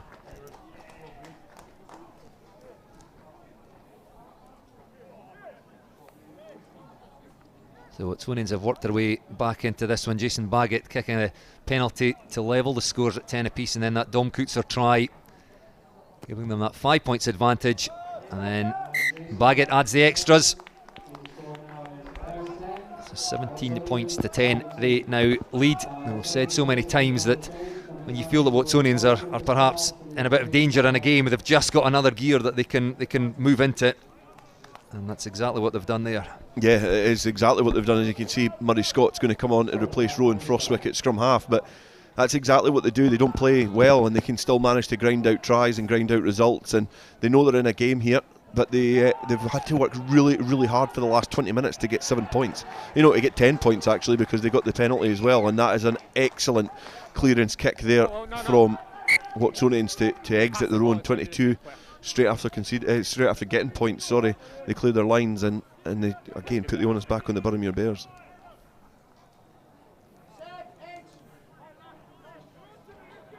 Yes, a clear tactic from Watsonians in the last 10, 15, 20 minutes perhaps, just to push the Boroughmuir Bears back and play the rugby in their half, put them under pressure down there. And new hooker Ian Carmichael again will be under pressure here. Movement in the line out, but Seb Cecil got hands to that, knocks it on through the line out. So possession with Bears, and they do have an advantage. Yeah, that's fine, but it's not. They can go around the corner through the Bears forwards. Hey, 15 minutes left in this one. Now, Rory. Still anybody's game. Watsonians favourites now, you feel. Can the Bears find another gear? Dom Coutser, the try scorer, takes that one just on his own side of halfway, and he's got such electric footwork. Races away, makes 10 metres or so, and then quick ball for Seb Cecil, who comes charging onto that one. Phillips in to clear it. Back to Baggett, sitting deep once again, putting boot to ball. No real chase there, but Boroughmuir Bears, Colin Mark, 5 or 6 metres from their own try line. It is. I think it's a clear tactic that they're looking to try and test Kerr Johnson, the young 17-year-old with the ball in hand, because I think they've noticed in the first half there must be gaps in behind it, and from the free kick he's got to try and kick downfield, but makes very good territory from an acute angle, the youngster. So Boroughmuir Bears, again, a little let off, but you can see there Baggett and Reynolds starting to pull the strings with the boot a little bit more. Time off. Not seen a huge amount of Kerr Johnson today, but when he's had ball in hand he's looked dangerous, and it was a good kick there and we called the mark. See the rainbow over the Meggetland pitch here. Rain coming on in the second half. More changes. On comes Kieran Watt, a late addition to the matchday squad with the loss of Ryan Daly, which forced Watsonians to go for a 6-2 split on the bench, with Watt a back 5 player in the scrum. Only Guthrie and Scott back line replacements. Off the top again from Cecil to the new man. That did look squint, and has been called by the referee, well, his assistant. I think that's George Pounder over on that side. A cheap let off and a chance for the Bears now to get some possession. Yeah, I think if it had a little bit more of an angle on it, it might have went into Baggett's hands. It was quite obviously squint into the line out, under no real pressure as well. Watsonians, so they'll be disappointed that they've coughed up cheap possession and given it straight back to Boroughmuir Bears. But the only fortunate thing from a Watsonian standpoint is the fact that they're still camped well inside the Boroughmuir Bears half, and Boroughmuir Bears are chasing this game with 13 minutes left. They've got 7 points to try and overthrow, and they're going to have to start being a little bit more inventive and clawing their way back into the second half, because they've not had much in the way of territory or possession. 7 victories for Watsonians this season, 7 try scoring bonus points, just the 2 tries so far this afternoon. It's the Bears on their own 10-metre line. There's some space on the left flank. Tackle made by Dom Coutser on Joe Jenkins. No, it's not survived. No moment. No. What a turnover from Roman McPherson. It's been turned over again though by the Bears. Scott McGinley in there with the 7 jersey on his back, the Bears open side. It's a real contest at the breakdown. I think it will come back, it will indeed, on the Bears side. Swan having to dig for that nice little tip on in the midfield. So the Bears now a rare attacking opportunity in the last 10 or 15 minutes. Scott McGinley again takes the ball into contact just 5 metres from the stand side touchline. Swan with a long pass out, couldn't be taken cleanly, no knock on. Bears lose 5 metres or so. Seb Cecil told by the referee to get back on side, and Swan decides there might be a little bit of space in the backfield. Again kicking to Dom Coutser, who's always dangerous, and kept quiet there by the Bears defence. Stop, Jimmy. Thank you. And Lewis Berg with a half break takes play again up towards halfway. Watsonians just combining nicely, close to the breakdown. Back it goes to Reynolds. And again, just changes direction, puts his left foot to that ball. Now, I think that as the referee's assistant, the flag has gone up, and I can see him communicating to the referee, but the ball has stayed in the field of play. That's a huge tackle there, right out in front of the posts. I think that was Kieran Watt. In fact, that was Lewis Ball making that tackle on in the second half. Watsonians trying to pen the Bears back in their 22, so Joe Reynolds not quite able to find a touch. It might still work for Watsonians as their defence is putting a huge amount of pressure on the Bears here. Rory Swan will again try and clear his lines. That stays in field though. And the referee's assistant's flag goes up.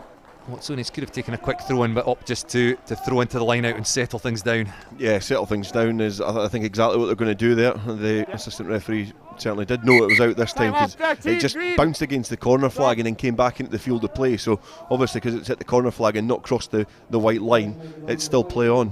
So Boroughmuir Bears doing well to sweep that ball up and make some really good ground off of the eventual breakdown from the boot of Swan, which was actually quite a rushed box kick. But in terms of it not being a prescribed box kick and well set up, he's made really good ground, and it's going to be a throw into the line out to Watsonians and inside their half now. But it's certainly been a little bit more promising from Boroughmuir over the last 5 minutes. Campbell Wilson, replacement hooker, finds Jamie Hodgson, replacement second row in the line out. And Watsonians definitely running harder now than they were in that first half. Berg certainly to the fore with the carries. He's their go-to man when they want to get on the front foot. Bears slowing that down. You can see Aaron Purewell on, the Scotland Sevens player on for Adam Scott for the home side, but space for Seb Cecil down the left touchline. Takes play to just outside the Boroughmuir Bears 22. Back in field to the Watsonians forwards. Murray Scott again finds Carol Main, and then switch of play back to the left hand side. The Boroughmuir Bears defence throwing everything they've got at Watsonians. Just conceding metres with every carry. Seb Cecil this time with the tip on, and then goes in to win that ball, picked up by Harrison Courtney. Just goes straight through the middle of the ruck, and Watsonians only 6 or 7 metres away from the Boroughmuir Bears try line now. Seb Cecil calls in Lewis Ball, decides to go himself. You can see that line 5 metres away from the Boroughmuir Bears try line.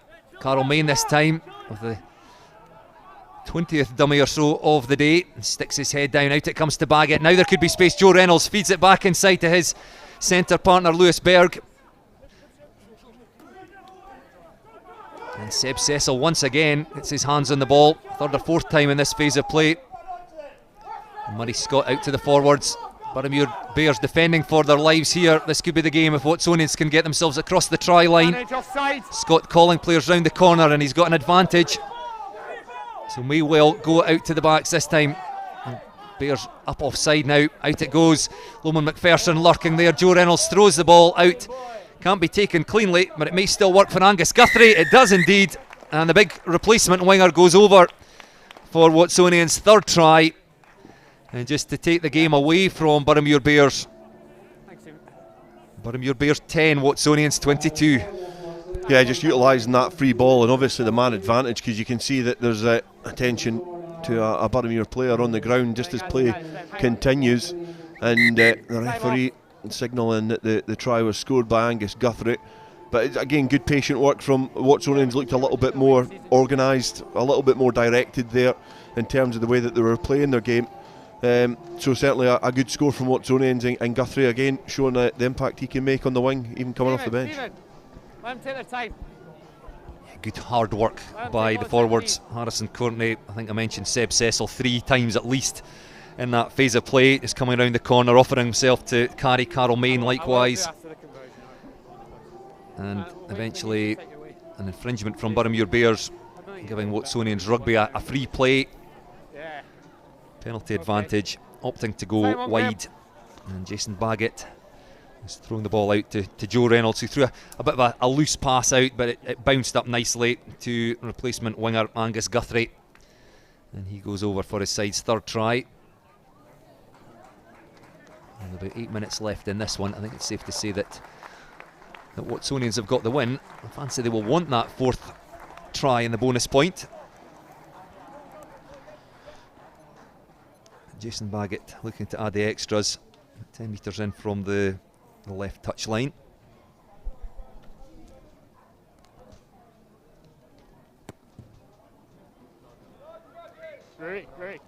Another good strike from the Watsonians rugby fly half, but on this occasion didn't quite have the accuracy.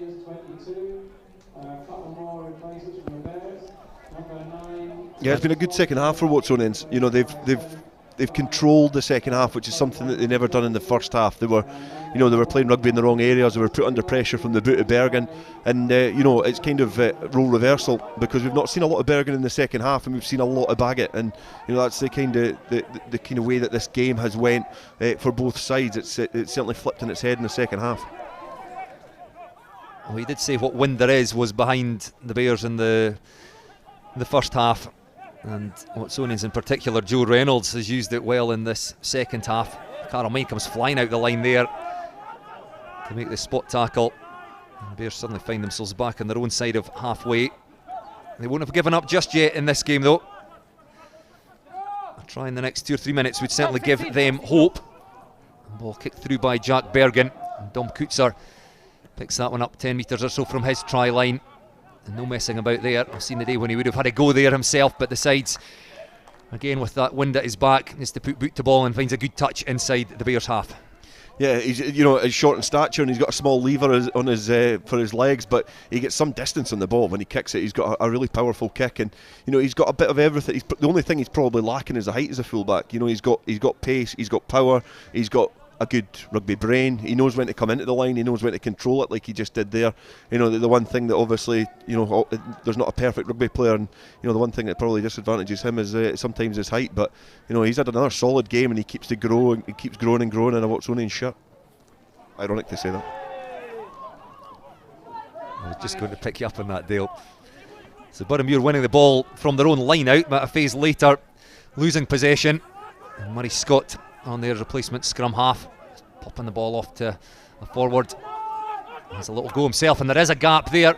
Just about skips out the clutches of the tackle, then finds Harrison Courtney. He's been such a willing ball carrier today, and the long ball out again to Coetzer. Couldn't quite take that cleanly. I think he had half an eye on the on-rushing defenders and how exposed his ribs might have been if he had gone up and taken that one. And the result is the ball lost by Watsonians, snapped up by Boroughmuir Bears, and they send that one long down the stand-side touchline and find a good touch about 25 metres or so out from the Watsonians try line. Yeah, and there's still time to play in this game, so it was a good option from Robson there just to swing it, kick it downfield, and put the pressure back on Watsonians, and pretty much do to Watsonians what they've been doing to them for the last 35 minutes, because it has been mostly Watsonians pressure that's come on, and it's been really impressive. And I think there's going to be perhaps the final change for Watsonians in the front row. Cole Lamberton comes on in the 17 jersey and replaces Harrison Courtney, who's put in a real shift. 75 minutes almost in that front row. It's a bit of a rarity these days, so this should Watsonians get the victory and take them back to the top of the table, just by the 1 point from the Ayrshire Bulls, assuming they don't pick up a try bonus point. Still time to play for both sides. See confirmation, Harrison Courtney going off, Lamberton coming on. It's Watsonians from the line out. No hurry to do anything with this ball, just play their way upfield towards their own 10 metre line. Now the urgency comes. And a good carry. Watsonians just looked a different team in this second half. Out from Baggett to Reynolds. Again, that educated left boot doesn't quite find a touch and gives Boroughmuir Bears a chance to attack down that left flank. This could work for Boroughmuir. A kinder bounce, that could have been very dangerous. As we said, still 5 minutes left to play. A Boroughmuir try here produces a very nervous closing 2 or 3 minutes for Watsonians. Yeah, I'd like to know how much the ball Murray Scott was actually going for there. I think he was just trying to get himself in between the player and the ball and make it awkward. It was really intelligent from the replacement scrum half to just get his body in that position, and it did force the knock on from Boroughmuir. So again, in terms of game management, Watsonians not in the right area. They've got a 12-point advantage though, and they've got 4 minutes left on the clock to try and see it through. So it's time is on their side, the game is on their side, the scoreboard is certainly going their way as well. I wonder whether they will try and chase this final try and just chuck this ball about. 4 minutes left in this one. Next break in play. We will come back to you, Dale, for your thoughts on our FOSROC Super 6 player of the match. Set.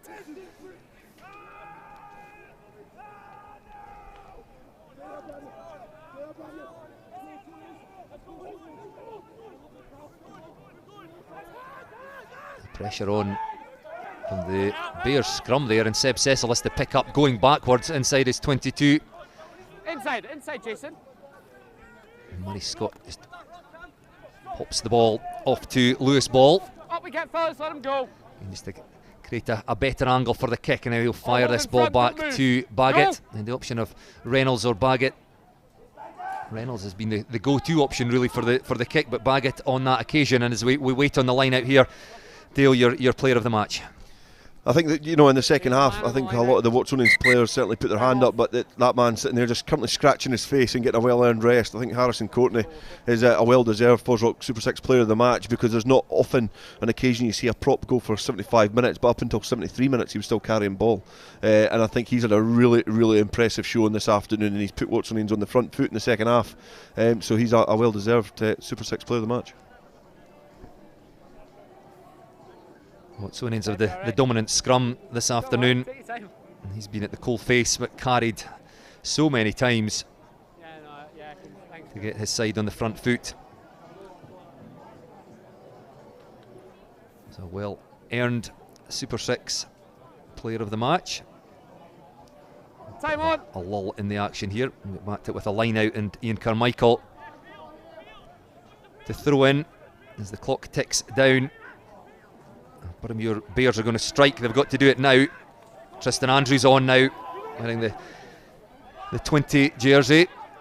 Tidies up for his side there as the ball threatened to go loose. A good tackle by Lewis Berg.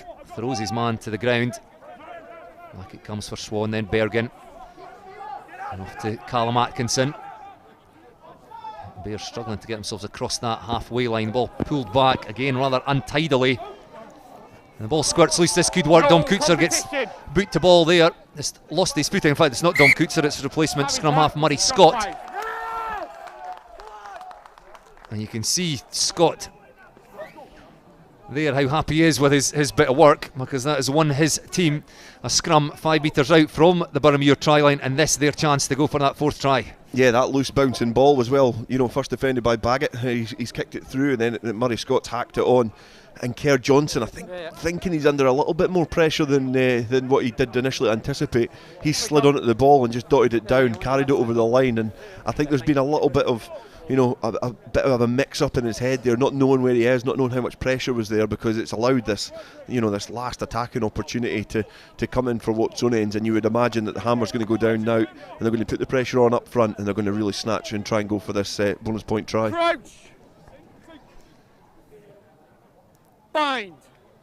Well, there's a hint that the front row changes had perhaps handed scrum dominance to the Boroughmuir Bears, but we'll find out now, because the last time Watsonians got themselves in this position, they got the scrum moving forward. No! And Seb Cecil controlling a bit. They're certainly not going forward.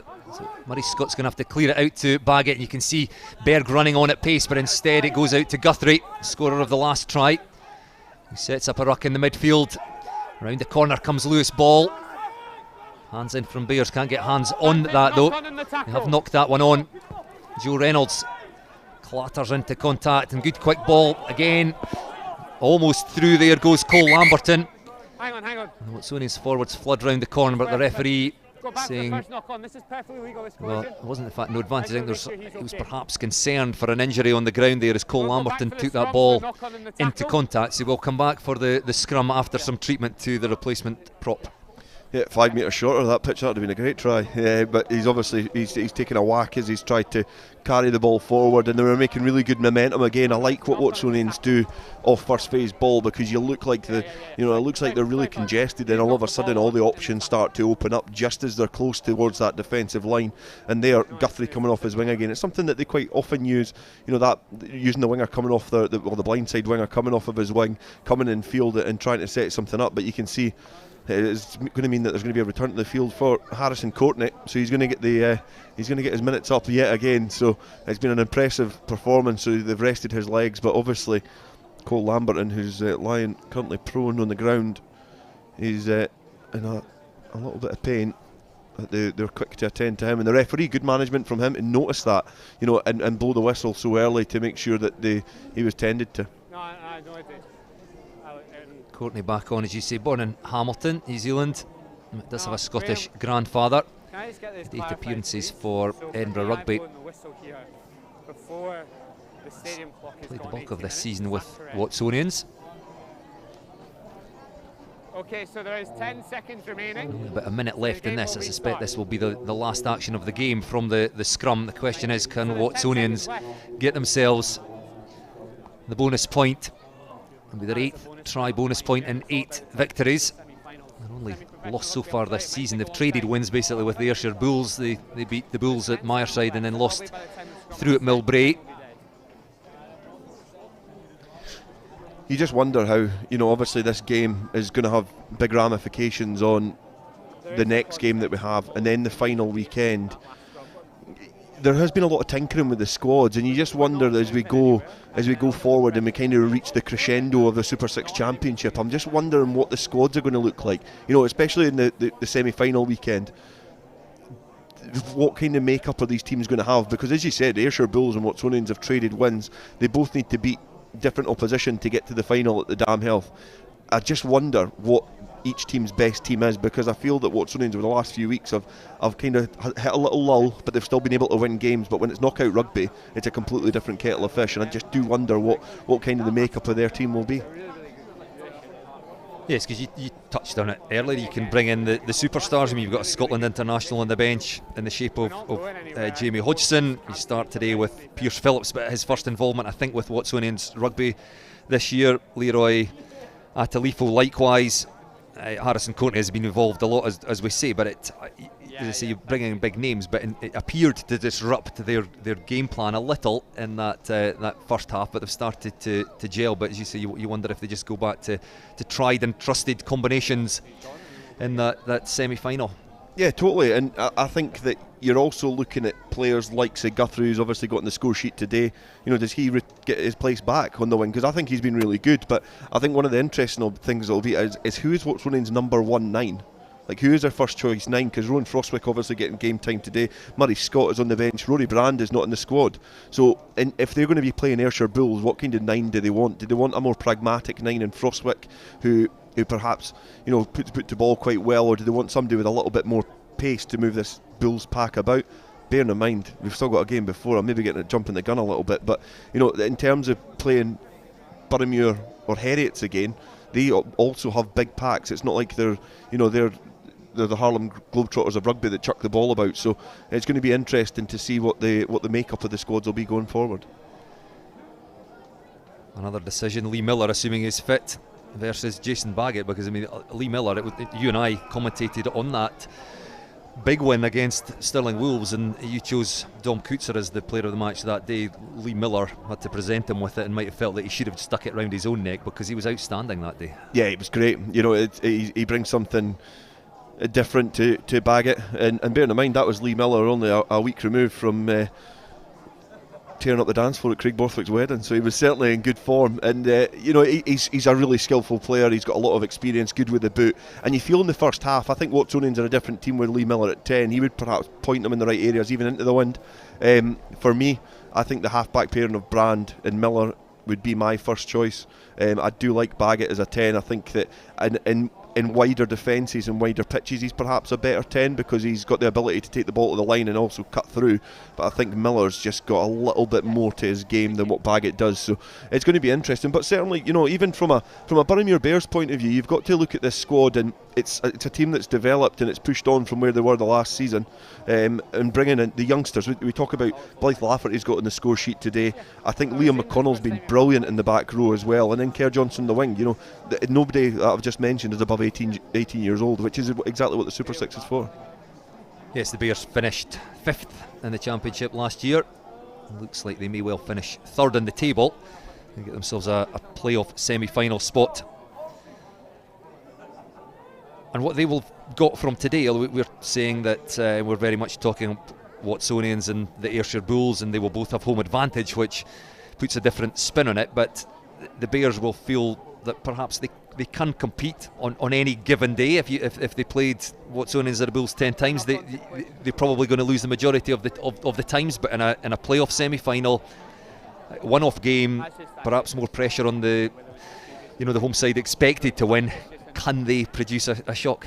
Yeah, and I think that you would almost say that the pressure's off a little bit, and you would imagine that whenever the league lands up, first place fourth and second place third, with the top two getting home advantage, I think it's entering a really interesting stage of the Super 6, and we still wait to see what the results are going to throw up. Yes, we'll be a bit clearer at the end of today. Still to come this afternoon, Heriot's Rugby against the Southern Knights. Heriot's Rugby winning that one would narrow the gap to within 1 or 2 points between the third and fourth place teams, the Bears and Heriot's. And then next weekend we have the Bears entertaining the Ayrshire Bulls while Watsonians entertain Heriot's. We could well have a repeat. That's in round 10 of the FOSROC Super 6. We will have a repeat of those fixtures in the playoffs. So we'll be a little clearer by the end of the day today. We're still dealing with that injury there just in front of the posts to Cole Lamberton. So let's have a quick look back over the action from this afternoon. It was Watsonians who opened the scoring 8 minutes into this one. In fact, we're having a look at the replay there. Dom Kutzer's try. This was the first try of the second half, 12 minutes into the half, and a huge amount of work to do. Good work round the corner there by Campbell Wilson, replacement second row. Carol Main securing possession, then Rowan Frostwick out to Jason Baggett, and good quick hands by Joe Reynolds, but surrounded by defenders. Dom Kutzer, a great job of getting himself over that try line.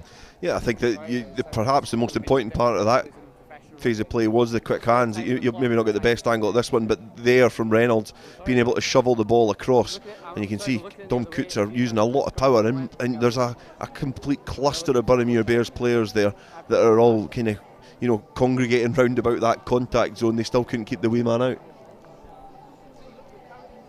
Jason Baggett adding the extras there. He'd already kicked a penalty to level the scores at 10 apiece early in the second half, and then that second score of the half, the third for Watsonians. Angus Guthrie had to bide his time to pick up that bouncing ball from the pass of Joe Jenkins. Apologies, it was Joe Reynolds.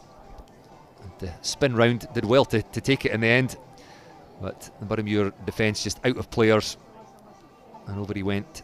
The conversion on this occasion missed by Jason Baggett, but that took the Watsonians lead out to 22 points to 10. We'll get another look at that from a different angle, Dale. Yeah, and Joe Reynolds, the man who threw the last pass, you might be able to see it here, and just in the background he's on his knees. He just puts a little flap of the arm out, because I think he's probably a little bit unsure as to why play went on with the Boroughmuir player on the ground, but I don't think the other 14 Watsonians players on the field will have bothered then, because it was a score for them in the corner. It made life a little bit more comfortable for them. I think that they've ever since then as well, they've grown a little bit more in this game.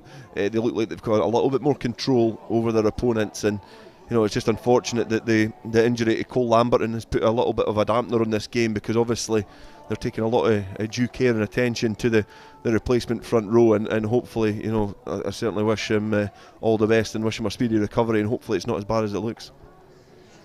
Cole Lamberton, Scotland under 20 prop, and on any other day, certainly club game, you might have said, right, we'll just call it at time. I think we've got about 30 seconds or so left in this one, but there's still so much to be decided that we've touched on there in discussion in the FOSROC Super 6 at the top of the league table, and Watsonians will want to be given the opportunity to get that try bonus point from the scrum. We will be restarting with a scrum when play gets going again. Yeah, it's a balancing act, isn't it? Like, it is. It's unfortunate that obviously somebody's got an injury, and I think with all the best will in the world, it would be probably the sensible decision just to say, now look lads, we'll just kind of draw a line under it. But I think the importance of the bonus point in terms of a sporting aspect, all the precautions are in place. All the player welfare. You can see the amount of personnel around there attending them quickly. So, in terms of player well-being and safeguarding, it's as good as it can be. But I think there's still obviously I think it's about a minute and a half of this game left to go, and Watsonians I feel would perhaps feel a little bit hard done by if by the end of this game they weren't given the opportunity to get that bonus point victory. But it's good to see everybody still waiting outside the club rooms with a few refreshments just to capture the last of the action. Yes, the sun come back out here at Meggetland. Some heaviest rain in the early stages of the second half, which seemed to play havoc with the players' handling. It's cleared again. You can see the flag there fluttering in the breeze. A rowan tree in the background likewise. A lovely setting here at Meggetland. The club room's up there behind the pitch, just elevated, looking out over the pitch, and then the stand here behind the pitch, and just sits a little bit lower as well, so it often doesn't quite suffer from the effects of the elements. Let's have a look back at the first half while Cole Lamberton is taken from the pitch.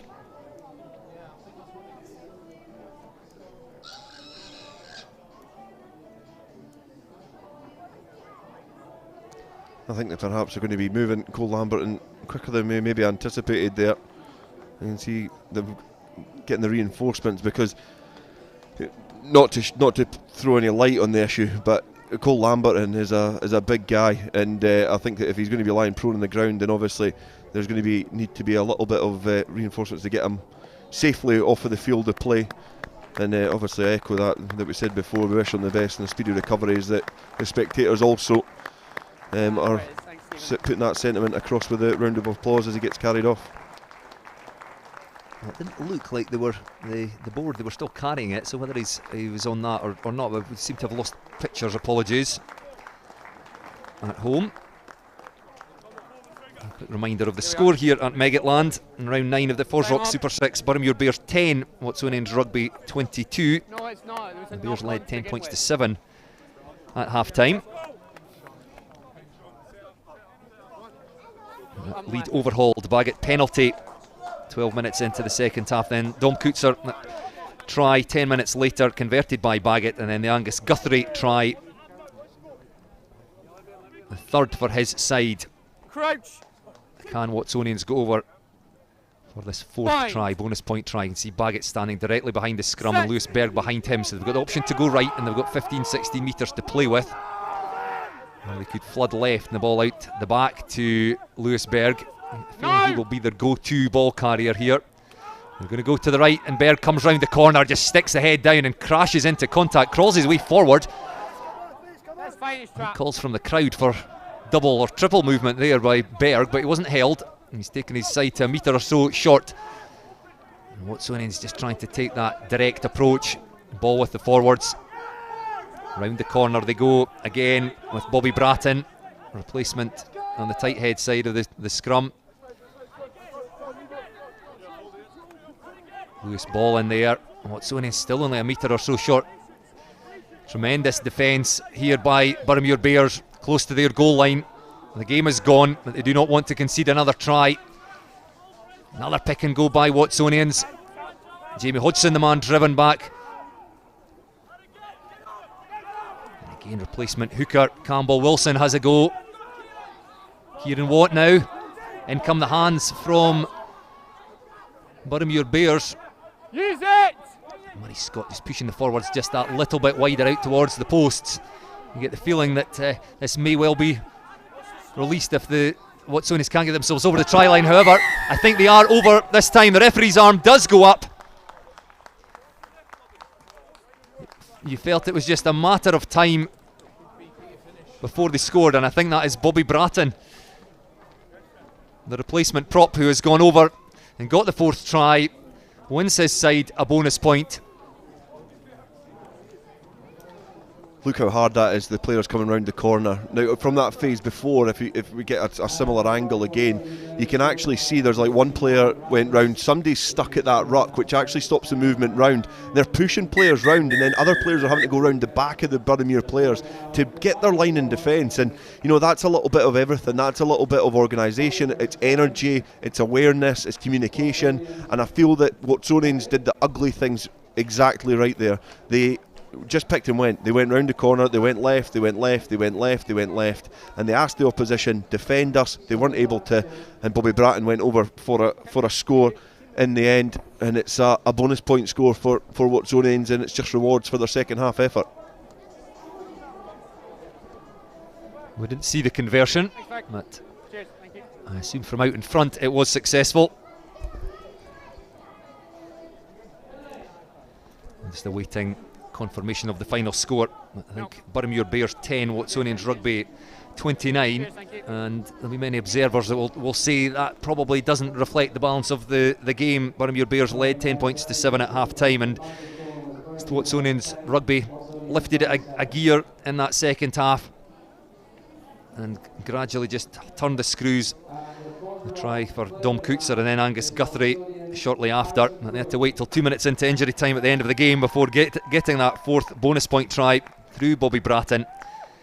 And they, I think, will be happy with that second half performance, Dale. Yeah, I think they'll be very happy with the performance. You can see the confirmation of the score there, 10 points to 29.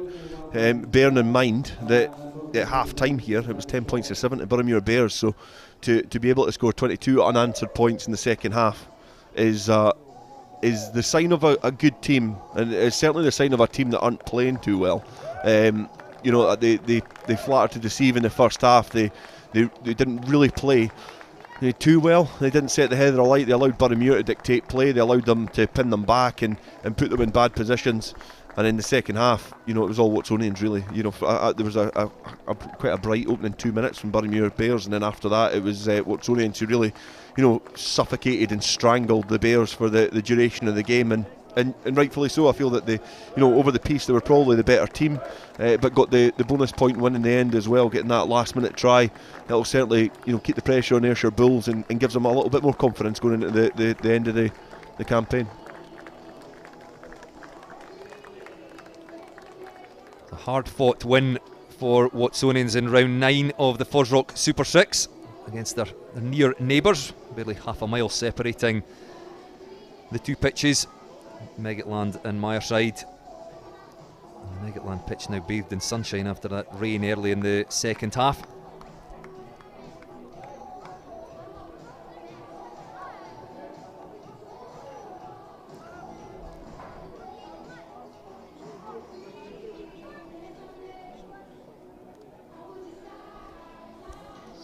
Just hearing that actually that conversion from out in front by Jason Baggett that we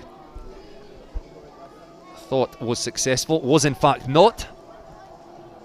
So an amendment to the final score. I know we couldn't see it, but I hope it was a backheel drop goal. I hope it wasn't put down on a tee, because you know, there'll be a bit of egg on his face if it's we kind of never caught it from our position here when we were trying to crane our necks to see it. But obviously it's a disappointing final end to that, but it's still a good win for Watsonians.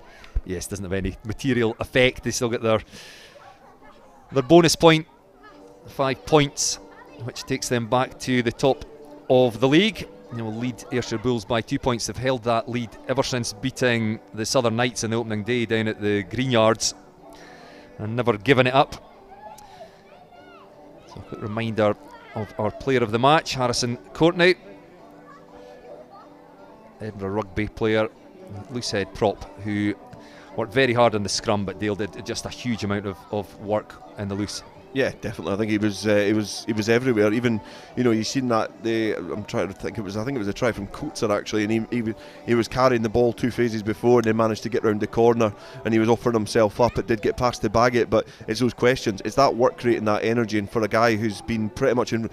The props are pretty much involved in every part of the game. You know, they have to carry in the loose, they're at the line out, they have to lift, they have to scrum, and to go for 70, what ended up being 77 minutes for the prop. It's a great effort, and I think he was deserved. I think he was a standout player.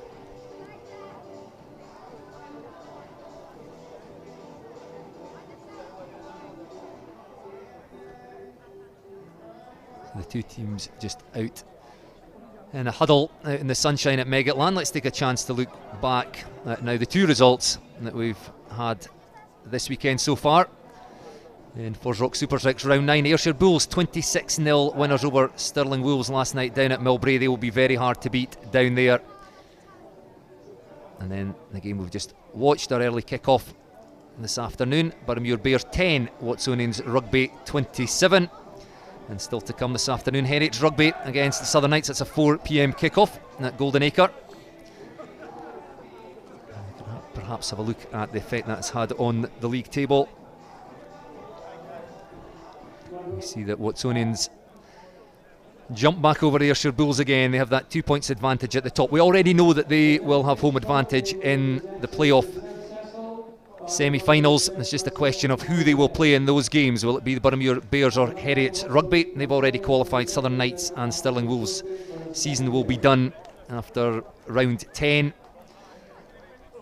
A win for Heriot Rugby later this afternoon against the Southern Knights would narrow that gap to 1 or 2 between themselves and Boroughmuir Bears and leave it all to play for next weekend. I'm not entirely sure, Dale, who would want to play. Who do you think those sides in 3rd and 4th will want to play out of the top 2? I don't think they'll be wanting to play either team, and we've been kind of looking at the ramifications of what would happen just before the game started. But I don't think any team would want to travel to Millbrae. It's a difficult place to pick up any points.